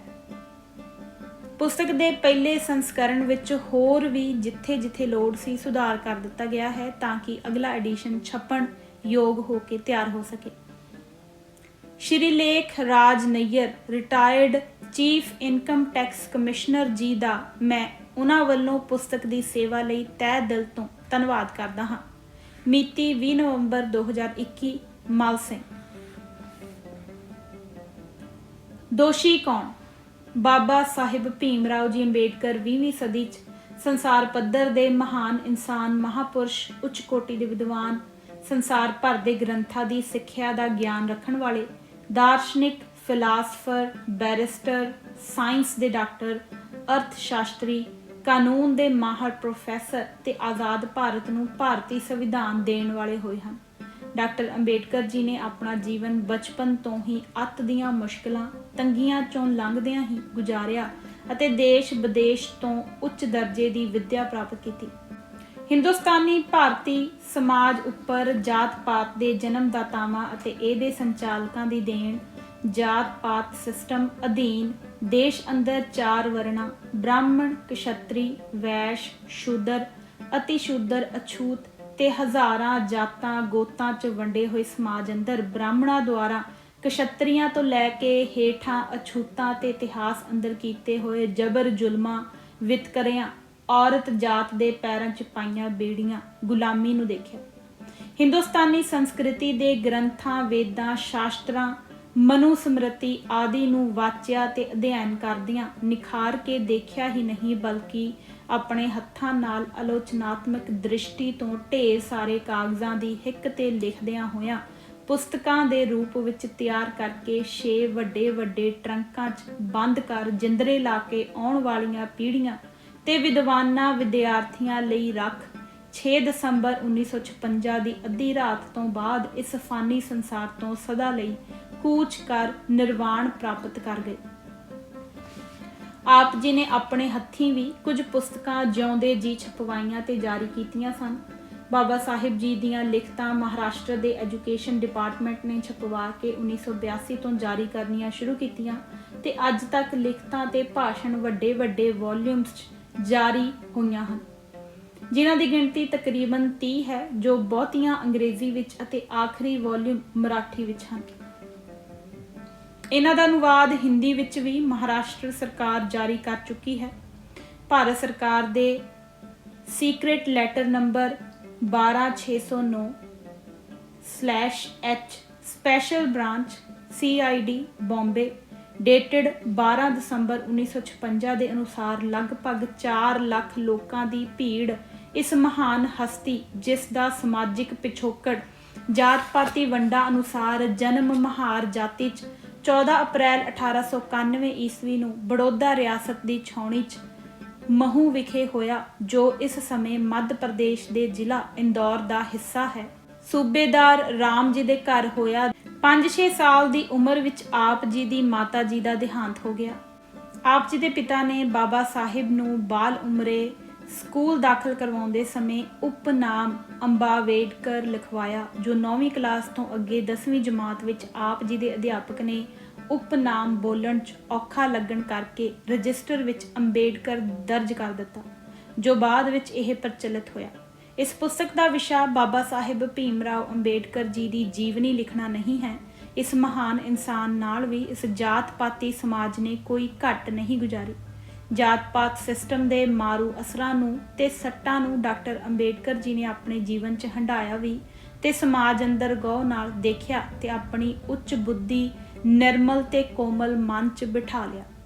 ਜਾਤ-ਪਾਤ ਤੇ ਇਸ ਮਾਨਸਿਕ ਕੋਹੜ ਦੇ ਖਿਲਾਫ ਹਰ ਖੇਤਰ ਅੰਦਰ ਧੱਕੇ ਤੇ ਜ਼ੁਲਮਾਂ ਵਿਰੁੱਧ ਡਟ ਕੇ ਖੜੇ ਹੋ ਸੰਘਰਸ਼ ਕਰਨ ਦਾ ਮਨ ਬਣਾ ਆਪ ਵੀ ਚੱਲ ਪਏ ਤੇ समाज 'ਚ ਅੱਤ ਦੀਆਂ ਦੱਬੀਆਂ ਕੁਚਲੀਆਂ ਜਮਾਤਾਂ ਤੇ ਦੱਬੀਆਂ ਕੁਚਲੀਆਂ ਕੌਮਾਂ ਨੂੰ ਵੀ ਆਪਣੀ ਵਿਦਵਤਾ ਤੇ ਘਾਲਣਾ ਨਾਲ ਘੋਲਾਂ ਲਈ ਮਾਨਸਿਕਤਾ ਨੂੰ ਬਦਲ ਖੜਿਆਂ ਕੀਤਾ। ਉਹਨਾਂ ਨੇ ਤਹੱਈਆ ਕਰ ਲਿਆ ਕਿ ਇਸ ਦੇਸ਼ ਦੇ 7 ਕਰੋੜ ਅਛੂਤਾਂ ਨੂੰ ਗੁਲਾਮੀ 'ਚੋਂ ਕੱਢ ਕੇ ਹੀ ਸਾਹ ਲਵਾਂਗਾ। ਉਹ ਮਹਿਸੂਸ ਕਰਦੇ ਸਨ ਕਿ ਗਾਂਧੀ ਜੀ ਤੇ ਇਹਨਾਂ ਦੀ ਕਾਂਗਰਸ ਪਾਰਟੀ ਦੇਸ਼ ਦਾ ਭਲਾ ਨਹੀਂ ਕਰ ਸਕਦੀ ਤੇ ਇਹ ਅਛੂਤਾਂ ਦਾ ਤਾਂ ਭਲਾ ਬਿਲਕੁਲ ਨਹੀਂ ਕਰੇਗੀ। ਬਰਤਾਨਵੀ ਪਾਰਲੀਮੈਂਟ ਵਿੱਚ 20 ਅਗਸਤ 1917 ਨੂੰ ਇਹ ਐਲਾਨ ਕਰਦਿਆਂ ਬਰਤਾਨਵੀ ਸਾਮਰਾਜ ਦੇ ਇੱਕ ਹਿੱਸੇ ਵਜੋਂ ਭਾਰਤ ਵਿੱਚ ਹੌਲੇ-ਹੌਲੇ ਜ਼ਿੰਮੇਵਾਰ ਸਰਕਾਰ ਦੀ ਕਾਇਮੀ ਲਈ ਸਵੈ ਸ਼ਾਸਕ ਸੰਸਥਾਵਾਂ ਦੀ ਸਿਲਸਿਲੇਵਾਰ ਉਸਾਰੀ ਦੀ ਨੀਤੀ ਦਾ ਵਰਣਨ ਕੀਤਾ ਗਿਆ।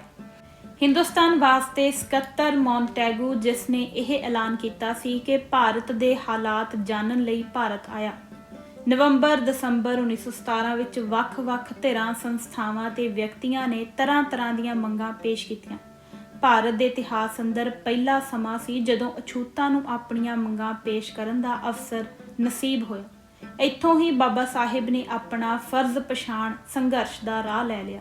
ਮਦਰਾਸ ਦੀ ਇੱਕ ਸੰਸਥਾ ਪਚਾਮਾ ਕਾਲਵੀ ਅਭਿਵਾਰਥੀ ਅਭਿਮਾਨਾ ਸੰਘ ਨਾਂ ਦੀ ਸਭਾ ਨੇ ਆਪਣੇ ਯਾਦ ਪੱਤਰ ਵਿੱਚ ਕਿਹਾ ਕਿ ਉਹ ਕਿਸੇ ਵੀ ਤਰ੍ਹਾਂ ਦੀ ਤਬਦੀਲੀ ਦੇ ਸਖਤ ਖਿਲਾਫ ਹਨ, ਜਿਸ ਦਾ ਇਸ਼ਾਰਾ ਬ੍ਰਿਟਿਸ਼ ਪਾਰਲੀਮੈਂਟ 'ਚ ਕੀਤੇ ਐਲਾਨ ਵੱਲ ਸੀ।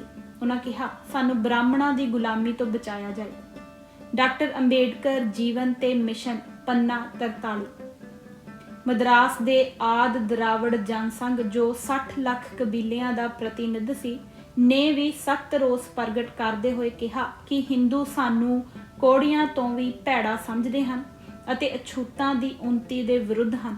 ਅਛੂਤਾਂ ਨੂੰ ਹਿੰਦੂ ਰਾਜ ਤੋਂ ਬਚਾਇਆ ਜਾਏ।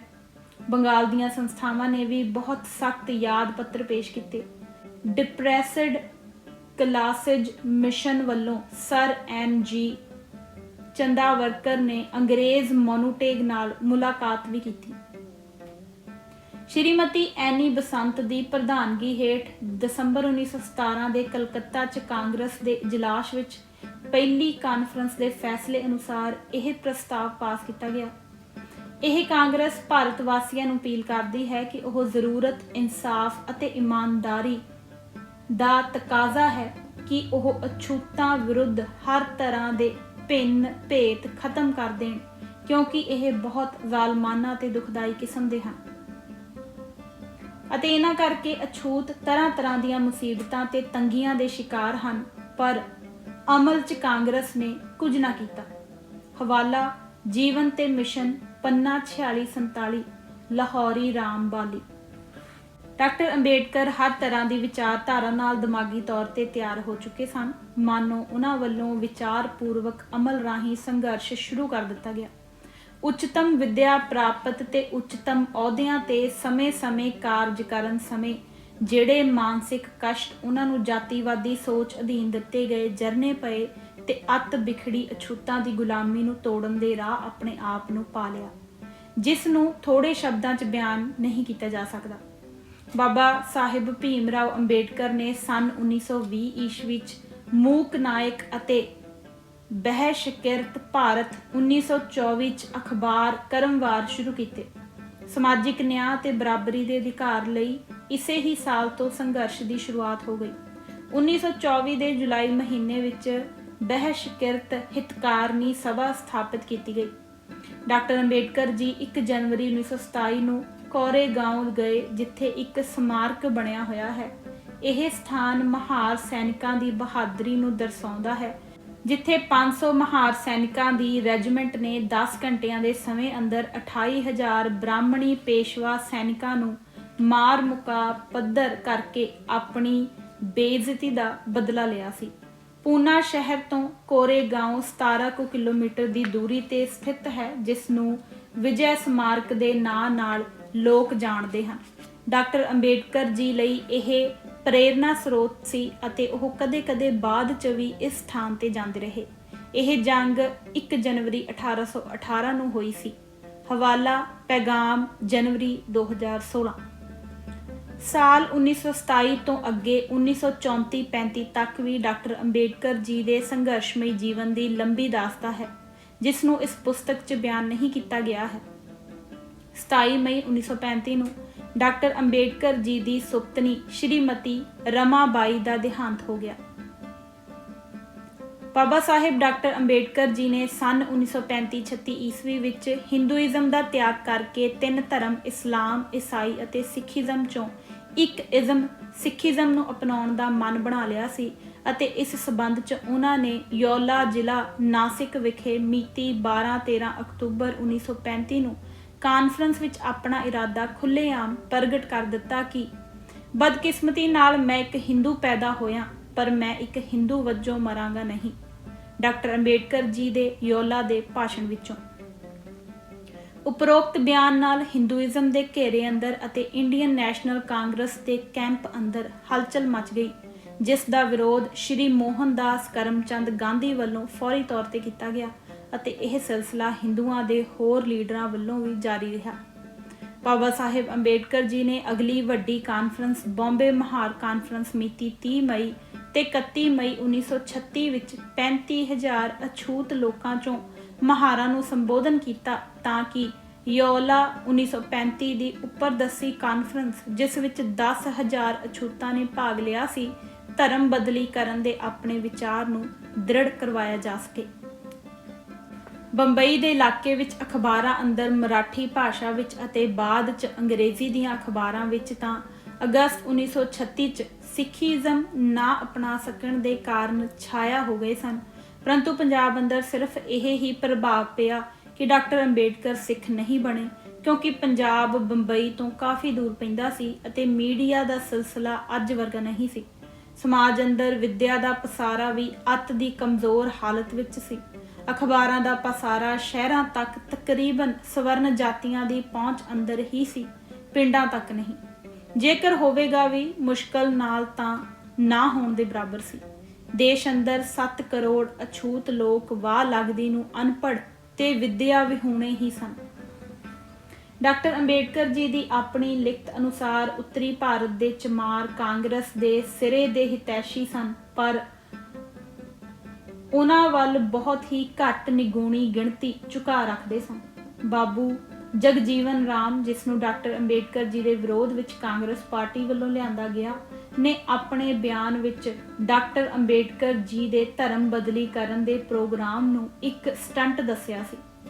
ਹਿੰਦੂਆਂ ਨੇ ਅਤੇ ਇੰਡੀਅਨ ਨੈਸ਼ਨਲ ਕਾਂਗਰਸ ਪਾਰਟੀ ਨੇ ਉਪਰੋਕਤ ਹਾਲਾਤਾਂ ਦਾ ਪੂਰੀ ਤਰ੍ਹਾਂ ਦੁਰਉਪਯੋਗ ਕਰਦਿਆਂ ਲੋਕਾਂ ਦੇ ਅਗਿਆਨਤਾ ਵਸ ਹੋਣ ਕਾਰਨ ਪੂਰਾ ਫਾਇਦਾ ਉਠਾਇਆ। ਧੂਆਂਧਾਰ ਪ੍ਰਚਾਰ ਕਰਵਾਇਆ ਕਿ ਡਾਕਟਰ ਅੰਬੇਡਕਰ ਨੇ ਇੱਕ ਬ੍ਰਾਹਮਣ ਔਰਤ ਨਾਲ ਵਿਆਹ ਕਿਉਂ ਕਰਵਾਇਆ ਅਤੇ ਪੰਜਾਬ ਅੰਦਰ ਤਾਂ VP ਸਿੰਘ ਪ੍ਰਧਾਨ ਮੰਤਰੀ ਦੀ ਸਰਕਾਰ ਦੁਆਰਾ ਬਾਬਾ ਸਾਹਿਬ ਨੂੰ ਭਾਰਤ ਰਤਨ ਅਵਾਰਡ ਦੇਣ ਦਾ ਐਲਾਨ ਕਰਨ ਤੋਂ ਪਹਿਲਾਂ ਤੱਕ ਆਦ ਧਰਮੀ ਭਾਈਚਾਰੇ ਦਾ ਵੱਡਾ ਹਿੱਸਾ ਇਹੋ ਰੱਟ ਲਾਉਂਦਾ ਰਿਹਾ ਤੇ ਗਾਲਾਂ ਤੱਕ ਕੱਢਣ ਤੱਕ ਚਲੇ ਜਾਂਦਾ ਰਿਹਾ ਕਿ ਬ੍ਰਾਹਮਣੀ ਨਾਲ ਵਿਆਹ ਕਿਉਂ ਕਰਵਾਇਆ, ਨੌਕਰੀਆਂ ਸਾਨੂੰ ਕਾਂਗਰਸ ਨੇ ਦਿੱਤੀਆਂ। ਦਲਿਤ ਭਾਈਚਾਰੇ ਅੰਦਰ ਕਾਂਗਰਸ ਪਾਰਟੀ ਪ੍ਰਤੀ ਪਿਆਰ ਨਸ-ਨਸ ਵਿੱਚ ਰਚਿਆ ਹੋਇਆ ਸੀ, ਜੋ ਅਜੇ ਤੱਕ ਵੀ ਮੱਠਾ ਨਹੀਂ ਪਿਆ। ਬਾਮ ਸੇਫ, DS4 ਤੇ BSP ਦੀ ਲਹਿਰ ਨੇ ਦਲਿਤਾਂ ਵਿੱਚੋਂ 5% ਤੋਂ 23% ਹਿੱਸੇ ਨੂੰ ਪ੍ਰਭਾਵਿਤ ਕੀਤਾ, ਜਿਸ ਨਾਲ ਭਾਈਚਾਰੇ ਦਾ ਕੁਝ ਹਿੱਸਾ ਜਾਗਰਤ ਹੋ ਕਾਂਗਰਸ ਨਾਲੋਂ ਟੁੱਟਾ ਅਤੇ ਬਾਬਾ ਸਾਹਿਬ ਅੰਬੇਡਕਰ ਜੀ ਵੱਲ ਖਿੱਚਿਆ ਗਿਆ। ਮੇਰਾ ਇੱਥੇ ਕਿਸੇ ਦੀ ਸ਼ਾਨ ਦੇ ਖਿਲਾਫ ਕੁਝ ਆਖਣ ਦਾ ਰੱਤੀ ਭਰ ਵੀ ਵਿਚਾਰ ਨਹੀਂ। ਹਰ ਕਿਸੇ ਦਾ ਸੰਵਿਧਾਨਕ ਹੱਕ ਹੈ ਕਿ ਕੋਈ ਕਿਸ ਪਾਰਟੀ ਜਾਂ ਕਾਂਗਰਸ ਨਾਲ ਰਹਿੰਦਾ ਹੈ ਜਾਂ ਰਹੇ ਜਾਂ ਨਾ ਰਹੇ। ਸਮਾਜ ਅੰਦਰ ਜੱਟ ਸਿੱਖਾਂ ਤੇ ਦਲਿਤਾਂ ਅੰਦਰ ਜੋ ਵਖਰੇਵਾ ਸੀ, ਇਹਦੀ ਆੜ ਲੈ ਕੇ ਵੀ ਇਸ ਵਿਚਾਰ ਨੂੰ ਫੈਲਾਇਆ ਜਾਂਦਾ ਰਿਹਾ ਕਿ ਡਾਕਟਰ ਅੰਬੇਡਕਰ ਨੂੰ ਸਿੱਖ ਨਹੀਂ ਬਣਨ ਦਿੱਤਾ ਜਦ ਉਹ ਸ਼੍ਰੀ ਹਰਿਮੰਦਰ ਸਾਹਿਬ ਅੰਮ੍ਰਿਤਸਰ ਆਏ ਸਨ। ਉਪਰੋਕਤ ਘਟਨਾਕ੍ਰਮ ਬਾਰੇ ਸਮਾਜ ਅੰਦਰ ਲਾਈ ਲੱਗ ਧੂਆਂਧਾਰ ਪ੍ਰਚਾਰ ਰਾਹੀਂ ਸੱਚ ਕੀ ਸੀ ਦਾ ਪਤਾ ਹੀ ਨਹੀਂ ਲੱਗਣ ਦਿੱਤਾ ਗਿਆ। ਸਰਦਾਰ ਕਪੂਰ ਸਿੰਘ ਸਾਬਕਾ ਡਿਪਟੀ ਕਮਿਸ਼ਨਰ ਬੜੇ ਸੂਝਵਾਨ ਲੇਖਕ ਹੋਏ ਹਨ। ਇਹਨਾਂ ਨੇ ਆਪਣੇ ਸਰਕਾਰੀ ਅਹੁਦੇ ਤੇ ਹੁੰਦਿਆਂ ਬੜੀ ਜੁਰਤਮੰਦੀ ਨਾਲ ਆਪਣੀ ਡਿਊਟੀ ਨਿਭਾਈ, ਜਿਸ ਦਾ ਖਮਿਆਜਾ ਇਸ ਅਣਖੀ ਭਲੇ ਇਨਸਾਨ ਨੂੰ ਆਪਣੇ ਉੱਚ ਅਹੁਦੇ ਤੋਂ ਹੱਥ ਧੋ ਕੇ ਭੁਗਤਣਾ ਪਿਆ। ਸਰਦਾਰ ਕਪੂਰ ਸਿੰਘ ਜੀ ਨੇ ਸਾਲ 1964 ਦੇ 9ਵੇਂ ਮਹੀਨੇ ਹਾਈ ਕੋਰਟ ਚੰਡੀਗੜ੍ਹ ਦੇ ਬਾਰ ਰੂਮ 'ਚ ਬੈਠਿਆਂ Sardar Inder Singh Karamwal advocate high court ਕੋਲੋਂ ਸੁਣੀ ਸੁਣਾਈ ਗੱਲਬਾਤ ਆਪਣੀਆਂ ਲਿਖਤਾਂ ਵਿੱਚ ਕਲਮਬੰਦ ਕਰਦਿਆਂ ਦੱਸਿਆ ਹੈ ਕਿ ਪਹਿਲਾ, ਡਾਕਟਰ ਅੰਬੇਡਕਰ ਦੇ ਅਕਾਲੀਆਂ ਨਾਲ ਮਤਭੇਦ ਪੈਦਾ ਹੋਣ ਕਾਰਨ ਉਹਨਾਂ ਸਿੱਖੀ ਤੋਂ ਉਪਰਾਮਤਾ ਧਾਰਨ ਕਰ ਲਈ ਅਤੇ ਅਛੂਤਾਂ ਨੇ ਸਿੱਖ ਧਰਮ 'ਚ ਸ਼ਾਮਲ ਹੋਣ ਦਾ ਖਿਆਲ ਖੁੱਲ੍ਹਮ ਖੁੱਲ੍ਹਾ ਛੱਡ ਦਿੱਤਾ। ਦੂਜਾ, ਇਸੇ ਇੰਦਰਾ ਸਿੰਘ ਕਰਵਾਲ ਨੇ ਆਪਣੇ ਗੁਆਂਢੀ Sardar Harnam Singh Jhalla advocate high court, ਜੋ ਕਿ ਅਕਾਲੀ ਆਗੂਆਂ ਵਿੱਚ ਸਿਰ ਕੱਢ ਸਨ, ਨੂੰ ਇਸ ਬਾਰੇ ਪੁੱਛਿਆ ਕਿ ਡਾਕਟਰ ਅੰਬੇਡਕਰ ਸਿੱਖੀ ਤੋਂ ਉਪਰਾਮ ਕਿਉਂ ਹੋ ਗਏ ਤਾਂ ਉਹਨੇ ਕਿਹਾ, ਓਏ ਤੈਨੂੰ ਗੱਲਾਂ ਦੀ ਸਮਝ ਨਹੀਂ। 6 ਕਰੋੜ ਅਛੂਤ ਸਿੱਖ ਬਣਾ ਕੇ ਦਰਬਾਰ ਸਾਹਿਬ ਚੂੜਿਆਂ ਸਫਾਈ ਸੇਵਕਾਂ ਨੂੰ ਦੇ ਛੱਡੀਏ। ਯੋਂ 6 ਕਰੋੜ ਰੰਗਰੇਟੇ ਗੁਰੂ ਕੇ ਬੇਟੇ ਗੁਰੂ ਘਰ ਦੇ ਦਰ ਉੱਤੇ ਆਏ ਧੱਕੇ ਮਾਰ ਕੇ ਪਰਤਾ ਦਿੱਤੇ ਗਏ, ਜਿਵੇਂ ਗੁਰੂ ਤੇਗ ਬਹਾਦਰ ਜੀ ਨੂੰ ਹਰਮੰਦਰ ਸਾਹਿਬ ਵਿੱਚ ਵੜਨ ਨਹੀਂ ਸੀ ਦਿੱਤਾ ਗਿਆ। ਸਰਦਾਰ ਕਪੂਰ ਸਿੰਘ। ਪਾਠਕਾਂ ਦੀ ਜਾਣਕਾਰੀ ਲਈ ਦੱਸਣਾ ਜ਼ਰੂਰੀ ਹੈ ਕਿ ਸਰਦਾਰ ਕਪੂਰ ਸਿੰਘ ਦੇ ਲਿਖਣ ਅਨੁਸਾਰ ਡਾਕਟਰ ਅੰਬੇਡਕਰ ਜੀ ਦੇ ਅਕਾਲੀਆਂ ਨਾਲ ਮਤਭੇਦ ਪੈਦਾ ਹੋ ਗਏ ਸਨ। ਇਹ ਸਾਫ਼ ਹੈ ਕਿ ਗੱਲਬਾਤ ਸਾਲ 1937 ਵਿੱਚ ਹੀ ਖਤਮ ਹੋ ਗਈ ਸੀ। ਇਸ ਦੀ ਪੜਤਾਲ ਕਰਨੀ ਬਣਦੀ ਹੈ ਕਿ ਇਸ ਦਾ ਦੋਸ਼ੀ ਸਿੱਖ ਸਨ ਜਾਂ ਕੋਈ ਹੋਰ। ਗੱਲਬਾਤ ਖਤਮ ਹੋਣ ਤੋਂ ਬਾਅਦ ਉਰੇ ਪਰੇ ਕੋਈ ਕੁਝ ਕਹਿੰਦਾ ਫਿਰੇ, ਇਉਂ ਹੁੰਦਾ ਹੀ ਹੈ, ਪਰ ਸੱਚ ਨਾ ਹੋਵੇ ਤਾਂ ਉਸ ਦੀ ਕੋਈ ਕੀਮਤ ਨਹੀਂ ਹੁੰਦੀ। ਸਰਦਾਰ ਕਪੂਰ ਸਿੰਘ ਨੇ ਸਰਦਾਰ ਇੰਦਰਾ ਸਿੰਘ ਕਰਵਾਲ ਦਾ ਨਾਂ ਉੱਪਰ ਦੱਸਿਆ ਹੈ। ਇੱਥੇ ਇਹ ਵਰਣਨਯੋਗ ਹੈ ਕਿ ਸਰਦਾਰ ਇੰਦਰਾ ਸਿੰਘ ਕਰਵਾਲ ਜਾਤ-ਪਾਤ ਤੋੜਕ ਮੰਡਲ ਪੰਜਾਬ ਦੇ ਮੈਂਬਰਾਂ ਵਿੱਚ ਵੀ ਸ਼ਾਮਲ ਸੀ, ਜਿਸ ਨੂੰ ਹਿੰਦੂਆਂ ਨੇ ਪੰਜਾਬ ਤੋਂ ਬੰਬਈ ਡਾਕਟਰ ਅੰਬੇਡਕਰ ਜੀ ਨਾਲ ਗੱਲਬਾਤ ਕਰਨ ਲਈ ਮੰਡਲ ਵੱਲੋਂ ਭੇਜਿਆ ਸੀ, ਜੋ ਮੰਡਲ ਦਾ ਸਹਾਇਕ ਸਕੱਤਰ ਸੀ। ਜਾਤ-ਪਾਤ ਤੋੜਕ ਮੰਡਲ ਵੱਲੋਂ ਰੱਖੀ ਗਈ ਲਾਹੌਰ ਕਾਨਫਰੰਸ ਮਾਰਚ 1936 ਚ ਹੋਣੀ ਨੀਅਤ ਸੀ, ਜਿਸ ਨੂੰ ਮੰਡਲ ਨੇ 22 ਮਈ ਤੱਕ ਅੱਗੇ ਪਾ ਅਣਮਿੱਥੇ ਸਮੇਂ ਲਈ ਮੁਲਤਵੀ ਕਰ ਦਿੱਤਾ ਸੀ। ਇਸ ਕਾਰਨ ਡਾਕਟਰ ਅੰਬੇਡਕਰ ਜੀ ਇਸ ਕਾਨਫਰੰਸ ਵਿੱਚ ਪ੍ਰਧਾਨਗੀ ਭਾਸ਼ਣ ਦੇਣ ਲਈ ਨਾ ਆ ਸਕੇ। ਇੰਦਰਾ ਸਿੰਘ ਕਰਵਾਲ, ਜੋ ਜਾਤ-ਪਾਤ ਤੋੜਕ ਮੰਡਲ ਦਾ ਸਹਾਇਕ ਸਕੱਤਰ ਸੀ, ਉਸ ਦੇ ਪਿੱਠੇ ਦਾ ਕੀ ਛਾਨਣਾ। ਇਸ ਨੇ ਚੰਗੀ ਗੱਲ ਨਹੀਂ ਸੀ ਕਰਨੀ। ਇਹਦੇ ਦੁਆਰਾ ਕੀਤੀਆਂ ਗੱਲਾਂ ਹੀ ਸਰਦਾਰ ਕਪੂਰ ਸਿੰਘ ਨੇ ਸੁਣ ਕੇ ਕਲਮਬੰਦ ਕੀਤੀਆਂ ਹਨ, ਤਾਂ ਇਸ ਇੰਦਰਾ ਸਿੰਘ ਨੇ ਸੱਚਾਈ ਜ਼ਾਹਰ ਥੋੜੀ ਕਰਨੀ ਸੀ, ਅਣਹੋਣੀਆਂ ਗੱਲਾਂ ਹੀ ਕਰਨੀਆਂ ਸਨ। ਦਲਿਤ ਲਹਿਰ, ਜੋ 1964 ਵਿੱਚ RPI ਦੇ ਰੂਪ ਵਿੱਚ ਉੱਠੀ ਤੇ ਛੇਤੀ ਬਾਅਦ ਖਤਮ ਹੋ ਗਈ, ਬਾਅਦ ਚ ਦਸੰਬਰ 1978 ਤੋਂ ਨਵੇਂ ਸਿਰਿਓਂ ਬਾਮ ਸੇਫ ਦੇ ਸੰਗਠਨ ਦੇ ਰੂਪ ਵਿੱਚ ਸ਼ੁਰੂ ਹੋਈ। ਦਲਿਤਾਂ ਵਿੱਚੋਂ ਪੱਤਰਕਾਰਾਂ, ਲੇਖਕਾਂ, ਲੀਡਰਾਂ, ਬੈਮਸੈਫ, DS4 ਤੇ BSP ਦੇ ਕਾਰਕੁਨ ਸਰਦਾਰ ਕਪੂਰ ਸਿੰਘ ICS ਦੀ ਲਿਖਤ ਦਾ ਸਹਾਰਾ ਲੈ ਕੇ ਪ੍ਰਚਾਰ ਕਰਦੇ ਆਏ ਹਨ ਕਿ ਡਾਕਟਰ ਅੰਬੇਡਕਰ ਨੂੰ ਸਿੱਖ ਨਹੀਂ ਬਣਨ ਦਿੱਤਾ। ਸੱਚ ਕੀ ਸੀ, ਇਹ ਕਿਸੇ ਨੂੰ ਪਤਾ ਨਹੀਂ। ਜੇਕਰ ਕਿਸੇ ਨੂੰ ਪਤਾ ਵੀ ਸੀ, ਉਸਨੇ ਸੱਚ ਸਾਹਮਣੇ ਨਹੀਂ ਆਉਣ ਦਿੱਤਾ, ਉਂਝ ਭਾਵੇਂ ਪ੍ਰਚਾਰਦੇ ਰਹੇ। ਸੱਚ ਨੂੰ ਸੱਚ ਤੇ ਝੂਠ ਨੂੰ ਝੂਠ ਕਰ ਜਾਣੋ। ਮਹਾਤਮਾ ਬੁੱਧ। ਪੁਰਾਣੇ ਸਮੇਂ ਤੋਂ ਪ੍ਰਚਲਿਤ ਕਹਾਵਤ ਹੈ ਕਿ ਸੱਚ ਤਾਂ ਪੱਥਰ ਪਾੜ ਕੇ ਵੀ ਬਾਹਰ ਆ ਜਾਂਦਾ ਹੈ। ਡਾਕਟਰ ਅੰਬੇਡਕਰ ਸਿੱਖ ਕਿਉਂ ਨਾ ਬਣ ਸਕੇ ਦਾ ਦੋਸ਼ ਮਾਸਟਰ ਤਾਰਾ ਸਿੰਘ ਅਤੇ ਸਿੱਖਾਂ ਦੀ ਲੀਡਰਸ਼ਿਪ ਸਿਰ ਅੱਜ ਤੱਕ ਮੜਿਆ ਗਿਆ ਹੈ।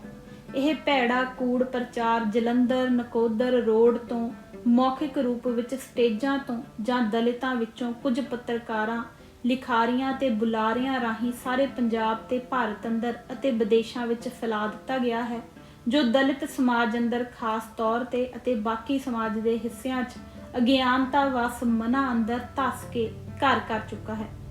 ਡਾਕਟਰ ਅੰਬੇਡਕਰ ਸਿੱਖ ਕਿਉਂ ਨਾ ਬਣ ਸਕੇ ਦੀ ਅਸਲੀਅਤ ਜਾਣਨ ਲਈ ਜ਼ਰੂਰੀ ਹੈ ਕਿ ਇਹ ਜਾਣਕਾਰੀ ਕਿੱਥੋਂ ਮਿਲੇ। ਇਹ ਜਾਣਕਾਰੀ ਮੌਜੂਦ ਵੀ ਹੈ ਜਾਂ ਨਹੀਂ, ਜੇਕਰ ਮੌਜੂਦ ਸੀ ਜਾਂ ਹੈ, ਉਹ ਕਿੱਥੇ ਹੈ, ਇਸ ਦਾ ਆਧਾਰ ਕੀ ਹੈ। ਮਾੜੇ ਮੋਟੇ ਸਬੂਤ ਨਾਲ ਫੈਲਾਏ ਕੂੜ ਪ੍ਰਚਾਰ ਦਾ ਭਾਂਡਾ ਨਹੀਂ ਭੱਜ ਸਕਦਾ। ਬਹੁਤਾ ਭਾਰੀ ਸਬੂਤ ਹੀ ਸਾਹਮਣੇ ਆਏ ਜਾਂ ਲਿਆਂਦਾ ਜਾਏ ਤਾਂ ਹੀ ਕਿਸੇ ਦਾ ਮਨ ਮੰਨਣ ਨੂੰ ਕਰੇਗਾ, ਨਹੀਂ ਤਾਂ ਨਹੀਂ। ਪਿੱਛੇ ਲਿਖ ਆਏ ਹਾਂ ਕਿ ਡਾਕਟਰ ਅੰਬੇਡਕਰ ਸਿੱਖ ਨਾ ਬਣ ਸਕੇ ਦਾ ਅਸਲ ਕਾਰਨ ਉਸ ਵੇਲੇ ਸਾਲ 1936 ਦੇ ਅਗਸਤ ਮਹੀਨੇ ਦੇ ਅੰਤ ਤੱਕ ਦੀਆਂ ਅਖਬਾਰਾਂ ਜਨਤਾ ਮਰਾਠੀ ਅਤੇ ਅੰਗਰੇਜ਼ੀ ਵਿੱਚ ਛਪ ਕੇ ਬਾਹਰ ਆ ਚੁੱਕਾ ਸੀ, ਜਿਸ ਦੀ ਜਾਣਕਾਰੀ ਪੰਜਾਬ ਪਹੁੰਚਣੀ ਮੁਸ਼ਕਲ ਸੀ। ਮਨਾਂ ਅੰਦਰ ਜੇਕਰ ਦਵੈਸ਼ ਪੈਦਾ ਹੋ ਜਾਵੇ ਕਿਸੇ ਗੱਲਬਾਤ ਟੁੱਟ ਜਾਣ ਨਾਲ, ਤਾਂ ਕੋਈ ਸੱਚ ਦੇਖਣ ਜਾਂ ਸੁਣਨ ਨੂੰ ਵੀ ਤਿਆਰ ਨਹੀਂ ਹੁੰਦਾ। ਇਹ ਸੱਚ ਘੱਟ ਤੋਂ ਘੱਟ 34-35 ਸਾਲ ਪਹਿਲਾਂ ਪੰਜਾਬ ਜਲੰਧਰ ਨਕੋਦਰ ਰੋਡ ਅੰਬੇਡਕਰ ਭਵਨ 'ਚ ਪਹੁੰਚ ਗਿਆ ਸੀ। ਇੱਕ ਪਾਸਿਓਂ ਦਿੱਲੀ ਤੋਂ ਤੇ ਦੂਜੇ ਪਾਸਿਓਂ ਹੋ ਸਕਦਾ ਹੈ ਮਹਾਰਾਸ਼ਟਰ ਦੇ ਸਰਕਾਰੀ ਵਿਭਾਗ ਦੁਆਰਾ ਜਾਰੀ ਕੀਤੀ ਪੁਸਤਕ ਸੋਰਸ ਮਟੀਰੀਅਲ ਵੋਲਿਊਮ 1 ਜੋ 6 ਦਸੰਬਰ 1982 ਨੂੰ ਜਾਰੀ ਹੋਇਆ ਵਿੱਚੋਂ ਵੀ ਜਾਣਕਾਰੀ ਮਿਲ ਗਈ ਹੋਵੇਗੀ। ਡਾਕਟਰ ਅੰਬੇਡਕਰ ਜੀਵਨ ਤੇ ਮਿਸ਼ਨ ਲੇਖਕ ਲਾਹੌਰੀ ਰਾਮ ਬਾਲੀ ਦੀ ਪਹਿਲੀ ਵਾਰ 1981 ਵਿੱਚ ਜਾਰੀ ਹੋਈ ਪੁਸਤਕ ਦੇ ਪੰਨਾ 163 ਦੇ ਤਕਰੀਬਨ ਵਿਚਕਾਰਲੇ ਪਹਿਰੇ ਦੀ ਆਖਰੀ ਲਾਈਨ ਦੇ ਇਹ ਸ਼ਬਦ ਦੇਖੇ ਜਾਣ, ਹਿੰਦੂ ਆਗੂ ਡਾਕਟਰ ਮੁੰਜੇ ਵੀ ਬਾਬਾ ਸਾਹਿਬ ਨੂੰ 18 ਜੂਨ 1936 ਨੂੰ ਮਿਲੇ ਸਨ। ਫਿਰ ਉਪਰੋਕਤ ਪੰਨੇ ਦਾ ਹੇਠਲਾ ਪਹਿਰਾ ਇਸ ਤਰ੍ਹਾਂ ਸ਼ੁਰੂ ਹੁੰਦਾ ਹੈ। ਹਿੰਦੂ ਆਗੂ ਬਾਬਾ ਸਾਹਿਬ ਦੇ ਬਿਆਨਾਂ ਤੋਂ ਬਹੁਤ ਪਰੇਸ਼ਾਨ ਸਨ। ਡਾਕਟਰ BS ਮੁੰਜੇ ਪ੍ਰਧਾਨ ਹਿੰਦੂ ਮਹਾਸਭਾ ਦੀ ਅਗਵਾਈ ਵਿੱਚ ਉਹਨਾਂ ਇੱਕ ਲਹਿਰ ਚਲਾਈ ਜਿਸ ਦਾ ਮੰਤਵ ਇਹ ਸੀ ਕਿ ਅਛੂਤਾਂ ਨੇ ਜੇਕਰ ਧਰਮ ਬਦਲਣਾ ਹੀ ਹੈ ਤਾਂ ਉਹ ਮੁਸਲਮਾਨ ਜਾਂ ਈਸਾਈ ਬਣਨ ਦੀ ਥਾਂ ਸਿੱਖ ਧਰਮ ਸਵੀਕਾਰ ਕਰ ਲੈਣ। ਇਸ ਲਈ ਦੇਸ਼ ਦੇ ਹਿੱਤ ਵਿੱਚ ਹੈ ਕਿ ਜੇਕਰ ਅਛੂਤਾਂ ਨੇ ਧਰਮ ਪਰਿਵਰਤਨ ਕਰਨਾ ਹੀ ਹੈ ਤਾਂ ਉਹ ਸਿੱਖ ਧਰਮ ਕਬੂਲ ਕਰਨ। ਡਾਕਟਰ ਅੰਬੇਡਕਰ ਜੀਵਨ ਤੇ ਮਿਸ਼ਨ ਉਪਰੋਕਤ ਪੁਸਤਕ ਵਿੱਚੋਂ ਕੁਝ ਸਤਰਾਂ ਹੀ ਇੱਥੇ ਦਿੱਤੀਆਂ ਗਈਆਂ ਹਨ, ਜਿਨ੍ਹਾਂ ਨੂੰ ਹਵਾਲੇ ਵਜੋਂ ਹੀ ਦੇਖਿਆ ਜਾਏ। ਇਸੇ ਪੁਸਤਕ ਦੇ ਹਵਾਲਾ ਅਧੀਨ ਦੋਵੇਂ ਸਫ਼ੇ 163-164 ਪੜ੍ਹੇ ਜਾਣ ਤਾਂ ਸਪਸ਼ਟ ਹੋ ਜਾਂਦਾ ਹੈ ਕਿ ਇਸ ਪੁਸਤਕ ਵਿੱਚ ਸ਼੍ਰੀ ਲਾਹੌਰੀ ਰਾਮ ਜੀ ਬਾਲੀ ਦੁਆਰਾ ਸ਼ਾਮਲ ਕੀਤੀ ਗਈ ਲਿਖਤ ਵਿੱਚੋਂ ਡਾਕਟਰ ਅੰਬੇਡਕਰ ਜੀ ਦੇ ਫਾਰਮੂਲੇ ਅਤੇ ਬਿਆਨ ਦੀ ਝਲਕ ਸਾਫ਼-ਸਾਫ਼ ਦਿਖਾਈ ਦਿੰਦੀ ਹੈ। ਇਹ ਲਿਖਤ ਸਵਰਗੀ ਸ਼੍ਰੀ ਭਗਵਾਨ ਦਾਸ ਐਡਵੋਕੇਟ ਸੁਪਰੀਮ ਕੋਰਟ ਨਵੀਂ ਦਿੱਲੀ ਦੀ ਅੰਗਰੇਜ਼ੀ 'ਚ ਲਿਖੀ ਪੁਸਤਕ ਦਜ਼ ਸਪੋਕ ਅੰਬੇਡਕਰ ਵੋਲਿਊਮ 4 ਜਾਰੀ ਹੋਣ ਦਾ ਸਾਲ 1979-80 ਦੇ ਪੰਨਾ 294 ਤੋਂ ਪੰਨਾ 307 ਵਿਚਲੀ ਲਿਖਤ ਨਾਲ ਮਿਲਦੀ ਹੈ, ਜੋ ਡਾਕਟਰ ਅੰਬੇਡਕਰ ਭਵਨ ਜਲੰਧਰ ਦੇ ਦਫ਼ਤਰ ਤੋਂ ਮੁੱਲ ਵੇਚੀ ਜਾਂਦੀ ਰਹੀ ਹੈ। ਬਾਲੀ ਜੀ ਨੇ ਡਾਕਟਰ ਮੁੰਜੇ ਬਾਰੇ ਇਹ ਤਾਂ ਜ਼ਰੂਰ ਲਿਖਿਆ ਹੈ ਕਿ ਇਹ ਵੀ ਬਾਬਾ ਸਾਹਿਬ ਨੂੰ 18 ਜੂਨ 1936 ਨੂੰ ਮਿਲੇ ਸਨ। ਡਾਕਟਰ ਮੁੰਜੇ ਡਾਕਟਰ ਅੰਬੇਡਕਰ ਜੀ ਨੂੰ ਕਿੱਥੇ ਜਾ ਕੇ ਮਿਲੇ, ਜਾ ਕੇ ਮਿਲਣ ਦਾ ਕੀ ਕਾਰਨ ਸੀ, ਡਾਕਟਰ ਅੰਬੇਡਕਰ ਜੀ ਤੇ ਡਾਕਟਰ ਮੁੰਜੇ ਦਰਮਿਆਨ ਕਿੰਨੇ ਦਿਨ ਗੱਲਬਾਤ ਹੋਈ ਅਤੇ ਇਹ ਦੋਵੇਂ ਨੇਤਾ ਕਿਸ ਸਿੱਟੇ ਤੇ ਪਹੁੰਚੇ, ਕੀ ਉਹਨਾਂ ਨੇ ਕੋਈ ਲਿਖਤੀ ਸਮਝੌਤਾ ਤਿਆਰ ਕੀਤਾ ਜਾਂ ਨਹੀਂ, ਕਿ ਇਹ ਲਿਖਤੀ ਫਾਰਮੂਲਾ ਤੇ ਬਿਆਨ ਸੀ ਜਾਂ ਕੁਝ ਹੋਰ ਨਹੀਂ ਦੱਸਿਆ, ਕਿ ਇਸ ਲਿਖਤ ਦੀ ਨਕਲ ਨੂੰ ਡਾਕਟਰ ਮੁੰਜੇ ਆਪਣੇ ਨਾਲ ਲੈ ਗਏ, ਕਿ ਡਾਕਟਰ ਮੁੰਜੇ ਨੇ ਫਾਰਮੂਲੇ ਤੇ ਬਿਆਨ ਦੀ ਕਾਪੀ ਜੋ ਨਿੱਜੀ ਤੇ ਗੁਪਤ ਸੀ ਰਾਓ ਬਹਾਦਰ MC ਰਾਜਾ ਨੂੰ ਭੇਜੀ ਤੇ ਇਹਦਾ ਕੀ ਕਾਰਨ ਸੀ। ਰਾਓ ਬਹਾਦਰ MC ਰਾਜਾ ਮਦਰਾਸ ਲੈਜਿਸਲੇਟਿਵ ਕੌਂਸਲ ਦਾ ਮੈਂਬਰ, ਮਦਰਾਸ ਤੋਂ ਦੱਬੇ ਕੁਚਲੇ ਲੋਕਾਂ ਦਾ ਲੀਡਰ, ਪ੍ਰਧਾਨ all India depressed classes association ਅਤੇ ਕੇਂਦਰ ਵਿੱਚ ਸੈਂਟਰਲ ਅਸੈਂਬਲੀ ਦਾ ਮੈਂਬਰ ਸੀ, ਨੇ ਇਸ ਗੁਪਤ ਫਾਰਮੂਲੇ ਤੇ ਬਿਆਨ ਨੂੰ ਅਖਬਾਰਾਂ ਵਿੱਚ ਕਿਉਂ ਜਾਰੀ ਕੀਤਾ ਆਦਿ ਬਾਰੇ ਕੁਝ ਵੀ ਨਹੀਂ ਦਿੱਤਾ ਗਿਆ, ਜਿਸ ਦਾ ਸਿੱਟਾ ਅਸਲ ਸੱਚ ਦੱਬਿਆ ਰਹਿ ਗਿਆ। ਲੇਖਕ ਘਟਨਾਕ੍ਰਮ ਭਾਗ ਪਹਿਲਾ ਸਾਲ 1932 ਤੋਂ 20 ਜੂਨ 1937 ਤੱਕ ਪ੍ਰੈਸ, ਜਿਸ ਨੂੰ ਡਾਕਟਰ ਅੰਬੇਡਕਰ ਜੀ ਦਾ ਲੜਕਾ ਜਸਵੰਤ ਰਾਓ ਚਲਾ ਰਿਹਾ ਸੀ, ਕਾਂਗਰਸੀ ਸ਼ਰਾਰਤੀ ਹਿੰਦੂਆਂ ਨੇ ਅੱਗ ਲਾ ਕੇ ਸਾੜੀ। ਕਾਂਗਰਸੀ ਸ਼ਰਾਰਤੀ ਹਿੰਦੂਆਂ ਵੱਲੋਂ ਡਾਕਟਰ ਅੰਬੇਡਕਰ ਜੀ ਨੂੰ ਜਾਨੋਂ ਮਾਰਨ ਦੀਆਂ ਧਮਕੀਆਂ ਚੁਫੇਰਿਓਂ ਆ ਰਹੀਆਂ ਸਨ, ਪਰ ਇਹ ਨਾ ਡੋਲੇ, ਨਾ ਡਰੇ ਤੇ ਨਾ ਹੀ ਘਬਰਾਏ।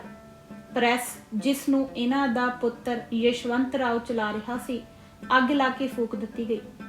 ਗਾਂਧੀ ਨੇ ਲੋਭ ਲਾਲਚ ਨਾਲ ਇਹਨਾਂ ਨੂੰ ਖਰੀਦਣ ਲਈ ਸੇਠ ਵਾਲਚੰਦ, ਹੀਰਾ ਚੰਦ ਅਤੇ ਜਮਨਾ ਲਾਲ ਬਜਾਜ ਕਰੋੜਪਤੀ ਧਨਾਡਾ ਨੂੰ ਭੇਜ ਕੇ ਮਾਇਆ ਜਾਲ ਵਿੱਚ ਫਸਾਉਣ ਦੀ ਕੋਸ਼ਿਸ਼ ਕੀਤੀ, ਪਰ ਸਫਲ ਨਾ ਹੋਏ। ਡਾਕਟਰ ਸਾਹਿਬ ਨੇ ਧਰਮ ਪਰਿਵਰਤਨ ਦਾ ਐਲਾਨ ਕਰ ਦਿੱਤਾ। ਡਾਕਟਰ ਅੰਬੇਡਕਰ ਵਿਚਾਰਧਾਰਾ ਤੇ ਕਾਰਜ ਸਰਦਾਰ ਮੁਖਤਿਆਰ ਸਿੰਘ ਅਰਸੀ, ਪੰਨਾ 49। ਡਾਕਟਰ ਬਾਬਾ ਸਾਹਿਬ ਅੰਬੇਡਕਰ ਨੇ ਆਪਣੀ ਪੁਸਤਕ ਕਾਂਗਰਸ ਅਤੇ ਗਾਂਧੀ ਨੇ ਅਛੂਤਾ ਲਈ ਕੀ ਕੀਤਾ ਵਿੱਚ ਕਿਹਾ ਹੈ ਕਿ ਅਛੂਤ ਗਾਂਧੀ ਜੀ ਤੋਂ ਚੁਕੰਨੇ ਰਹਿਣ, ਕਿਉਂਕਿ ਇਹ ਉਹਨਾਂ ਨੂੰ ਕਿਰਪਾਲਤਾ ਨਾਲ ਖਤਮ ਕਰ ਦੇਣਾ ਚਾਹੁੰਦਾ ਹੈ, ਜਿਸ ਤੇ ਹਿੰਦੂਆਂ ਨੇ ਉਹਨਾਂ ਨੂੰ ਬੇਰੰਗ ਧਮਕੀਆਂ ਭਰੀਆਂ ਚਿੱਠੀਆਂ ਭੇਜਣੀਆਂ ਸ਼ੁਰੂ ਕਰ ਦਿੱਤੀਆਂ ਕਿ ਉਹਨਾਂ ਦਾ ਕਤਲ ਕਰ ਦਿੱਤਾ ਜਾਵੇਗਾ। ਬਾਬਾ ਸਾਹਿਬ ਨੇ ਆਪਣੇ ਸਕੱਤਰ ਨੂੰ ਕਿਹਾ ਕਿ ਕਾਨੂੰਨ ਵਿੱਚ ਜਦ ਕਿਸੇ ਨੂੰ ਫਾਂਸੀ ਚੜਾਇਆ ਜਾਂਦਾ ਹੈ ਤਾਂ ਉਸ ਨੂੰ ਜੁਰਮਾਨੇ ਦੀ ਸਜ਼ਾ ਨਹੀਂ ਦਿੰਦੇ। ਇਹ ਹੱਤਿਆਰੇ ਮੇਰੀ ਜਾਨ ਦੇ ਨਾਲ ਬਿਨਾਂ ਟਿਕਟ ਲਾਏ ਖੱਤ ਭੇਜ ਕੇ ਮੈਨੂੰ ਜੁਰਮਾਨਾ ਕਿਉਂ ਕਰਦੇ ਹਨ। ਗਾਂਧੀ ਜੀ ਅੰਬੇਡਕਰ ਜੀ ਦੇ ਗਿਆਨ, ਸਦਾਚਾਰੀ ਤੇ ਬੇਖੌਫ ਤਿਆਗ ਅਤੇ ਸੱਚਾਈ ਦੇ ਗੁਣਾਂ ਕਰਕੇ ਡਰਦਾ ਸੀ। ਆਪਣੀ ਬੁਜ਼ਦਿਲੀ ਨੂੰ ਛੁਪਾਉਣ ਲਈ ਡਾਕਟਰ ਸਾਹਿਬ ਨਾਲ ਗੱਲਬਾਤ ਕਰਨ ਤੋਂ ਕਤਰਾਉਂਦਾ ਰਹਿੰਦਾ ਸੀ। ਡਾਕਟਰ ਵੀ ਤੇ ਕਾਰਜ ਮੁਖਤਿਆਰ ਸਿੰਘ ਅਰਸੀ।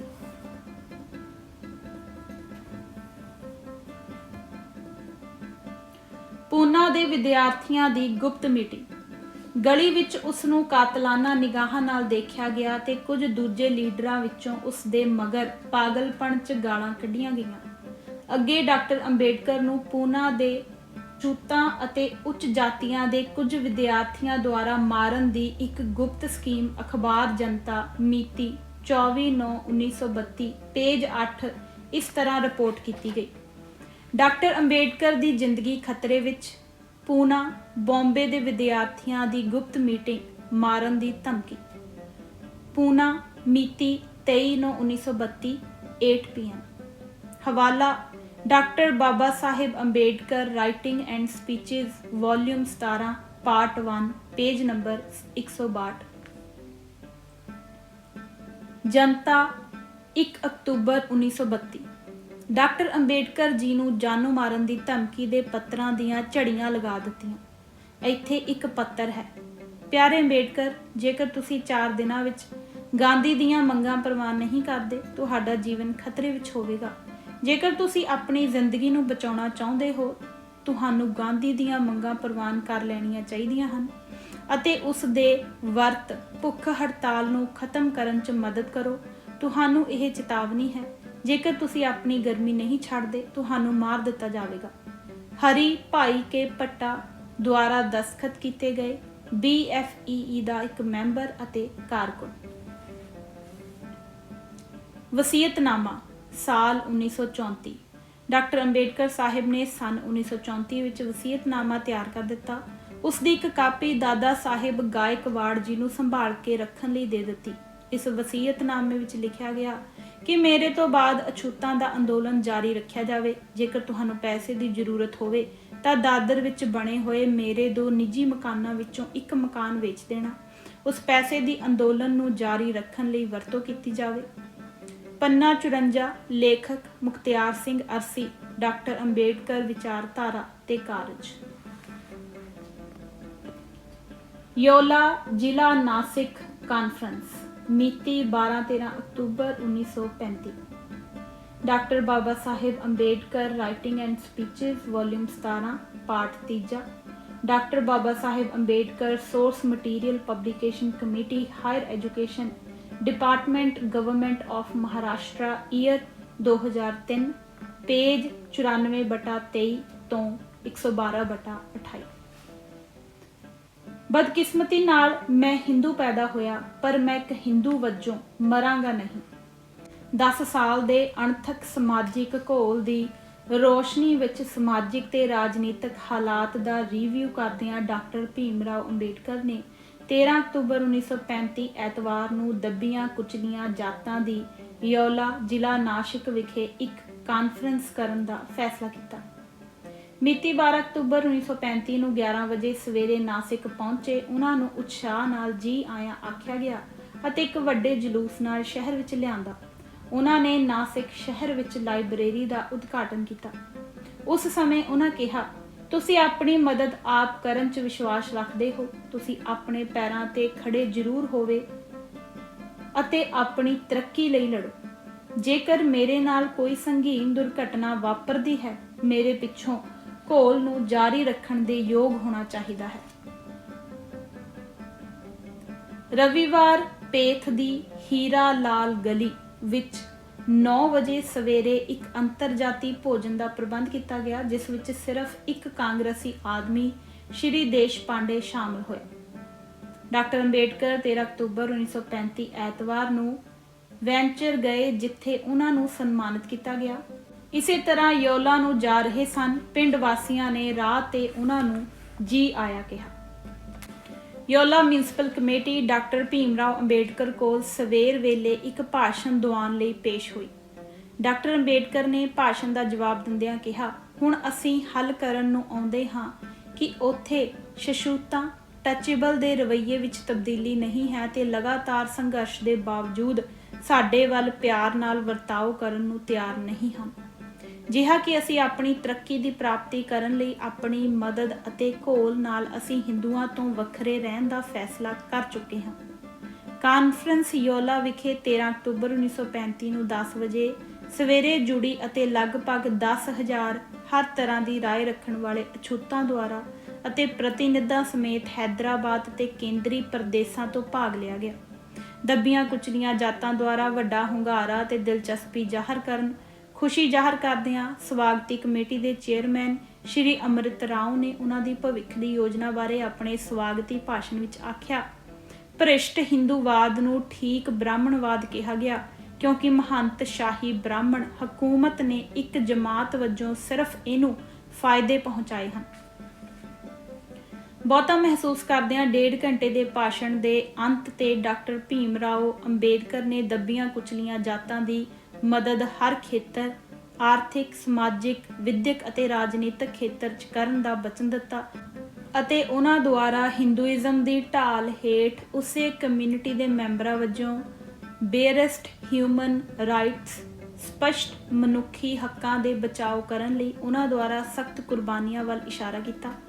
ਉਹਨਾਂ ਖਾਸ ਤੌਰ ਤੇ ਕਾਲਾ ਰਾਮ ਮੰਦਿਰ ਪ੍ਰਵੇਸ਼ ਲਹਿਰ ਦਾ ਹਵਾਲਾ ਦਿੱਤਾ, ਜਿੱਥੇ ਅਣਮਨੁੱਖੀ ਵਰਤਾਓ ਉਹਨਾਂ ਨਾਲ ਪਿਛਲੇ 5 ਸਾਲਾਂ ਦੌਰਾਨ ਕੀਤਾ ਗਿਆ ਸੀ ਅਤੇ ਉਹਨਾਂ ਨੇ ਦੱਸਿਆ ਕਿ ਹਿੰਦੂ ਸਮਾਜ ਵਿੱਚ ਬਰਾਬਰੀ ਦੇ ਦਰਜੇ ਦੀ ਪ੍ਰਾਪਤੀ ਅਤੇ ਮੁੱਢਲੇ ਹੱਕਾਂ ਨੂੰ ਬਚਾਉਣ ਲਈ ਉਹਨਾਂ ਦਾ ਘੋਲ ਕਿਵੇਂ ਕੋਈ ਸਿੱਟਾ ਨਹੀਂ ਕੱਢ ਸਕਿਆ।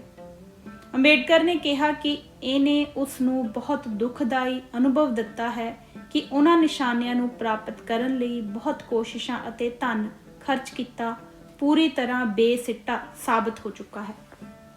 ਉਹਨੇ ਇਸ ਲਈ ਆਪਣੀ ਰਾਏ ਜ਼ਾਹਰ ਕੀਤੀ ਕਿ ਅੰਤਮ ਫੈਸਲਾ ਕਰਦਿਆਂ ਮਸਲੇ ਨੂੰ ਹੱਲ ਕਰਨ ਦਾ ਸਮਾਂ ਆ ਚੁੱਕਾ ਹੈ। ਹਿੰਦੂ ਕਮਿਊਨਿਟੀ ਦੇ ਮੈਂਬਰ ਹੁੰਦਿਆਂ ਉਹਨਾਂ ਕਿਹਾ, ਬੇਇੱਜ਼ਤੀਆਂ ਅਧੀਨ ਉਹ ਦਰਦ ਮਹਿਸੂਸ ਕਰ ਰਹੇ ਹਨ ਅਤੇ ਉਹਨਾਂ ਨੂੰ ਕਮਜ਼ੋਰੀਆਂ ਦੇ ਸਿੱਟੇ ਵਜੋਂ ਮਜਬੂਰ ਹੋਣਾ ਪਿਆ। ਉਹਨਾਂ ਪੁੱਛਿਆ, ਜੇ ਇਹ ਉਹਨਾਂ ਹਿੰਦੂਆਂ ਲਈ ਮੁਕਰਨਾ ਚੰਗਾ ਨਹੀਂ ਸੀ, ਹੱਥ ਜੋੜੋ ਅਤੇ ਕੋਈ ਦੂਸਰਾ ਧਰਮ ਅਖਤਿਆਰ ਕਰ ਲਓ ਜੋ ਉਹਨਾਂ ਅਛੂਤਾਂ ਨੂੰ ਸਹੀ ਵਰਤਾਓ ਅਤੇ ਸੁਰੱਖਿਅਤ ਹਾਲਤ ਬਰਾਬਰ ਦਾ ਦਰਜਾ ਦੇਵੇਗਾ, ਸਾਫ਼ ਕਹਿ ਦਿੰਦੇ। ਸੋ ਅੱਜ ਅਸੀਂ ਇਹ ਕਿਤਾਬ ਪੰਨਾ ਨੰਬਰ 29 ਤੱਕ ਹੀ ਪੜ੍ਹਾਂਗੇ। ਧੰਨਵਾਦ ਜੀ। ਵਾਹਿਗੁਰੂ ਜੀ ਕਾ ਖਾਲਸਾ, ਵਾਹਿਗੁਰੂ ਜੀ ਕੀ ਫਤਿਹ।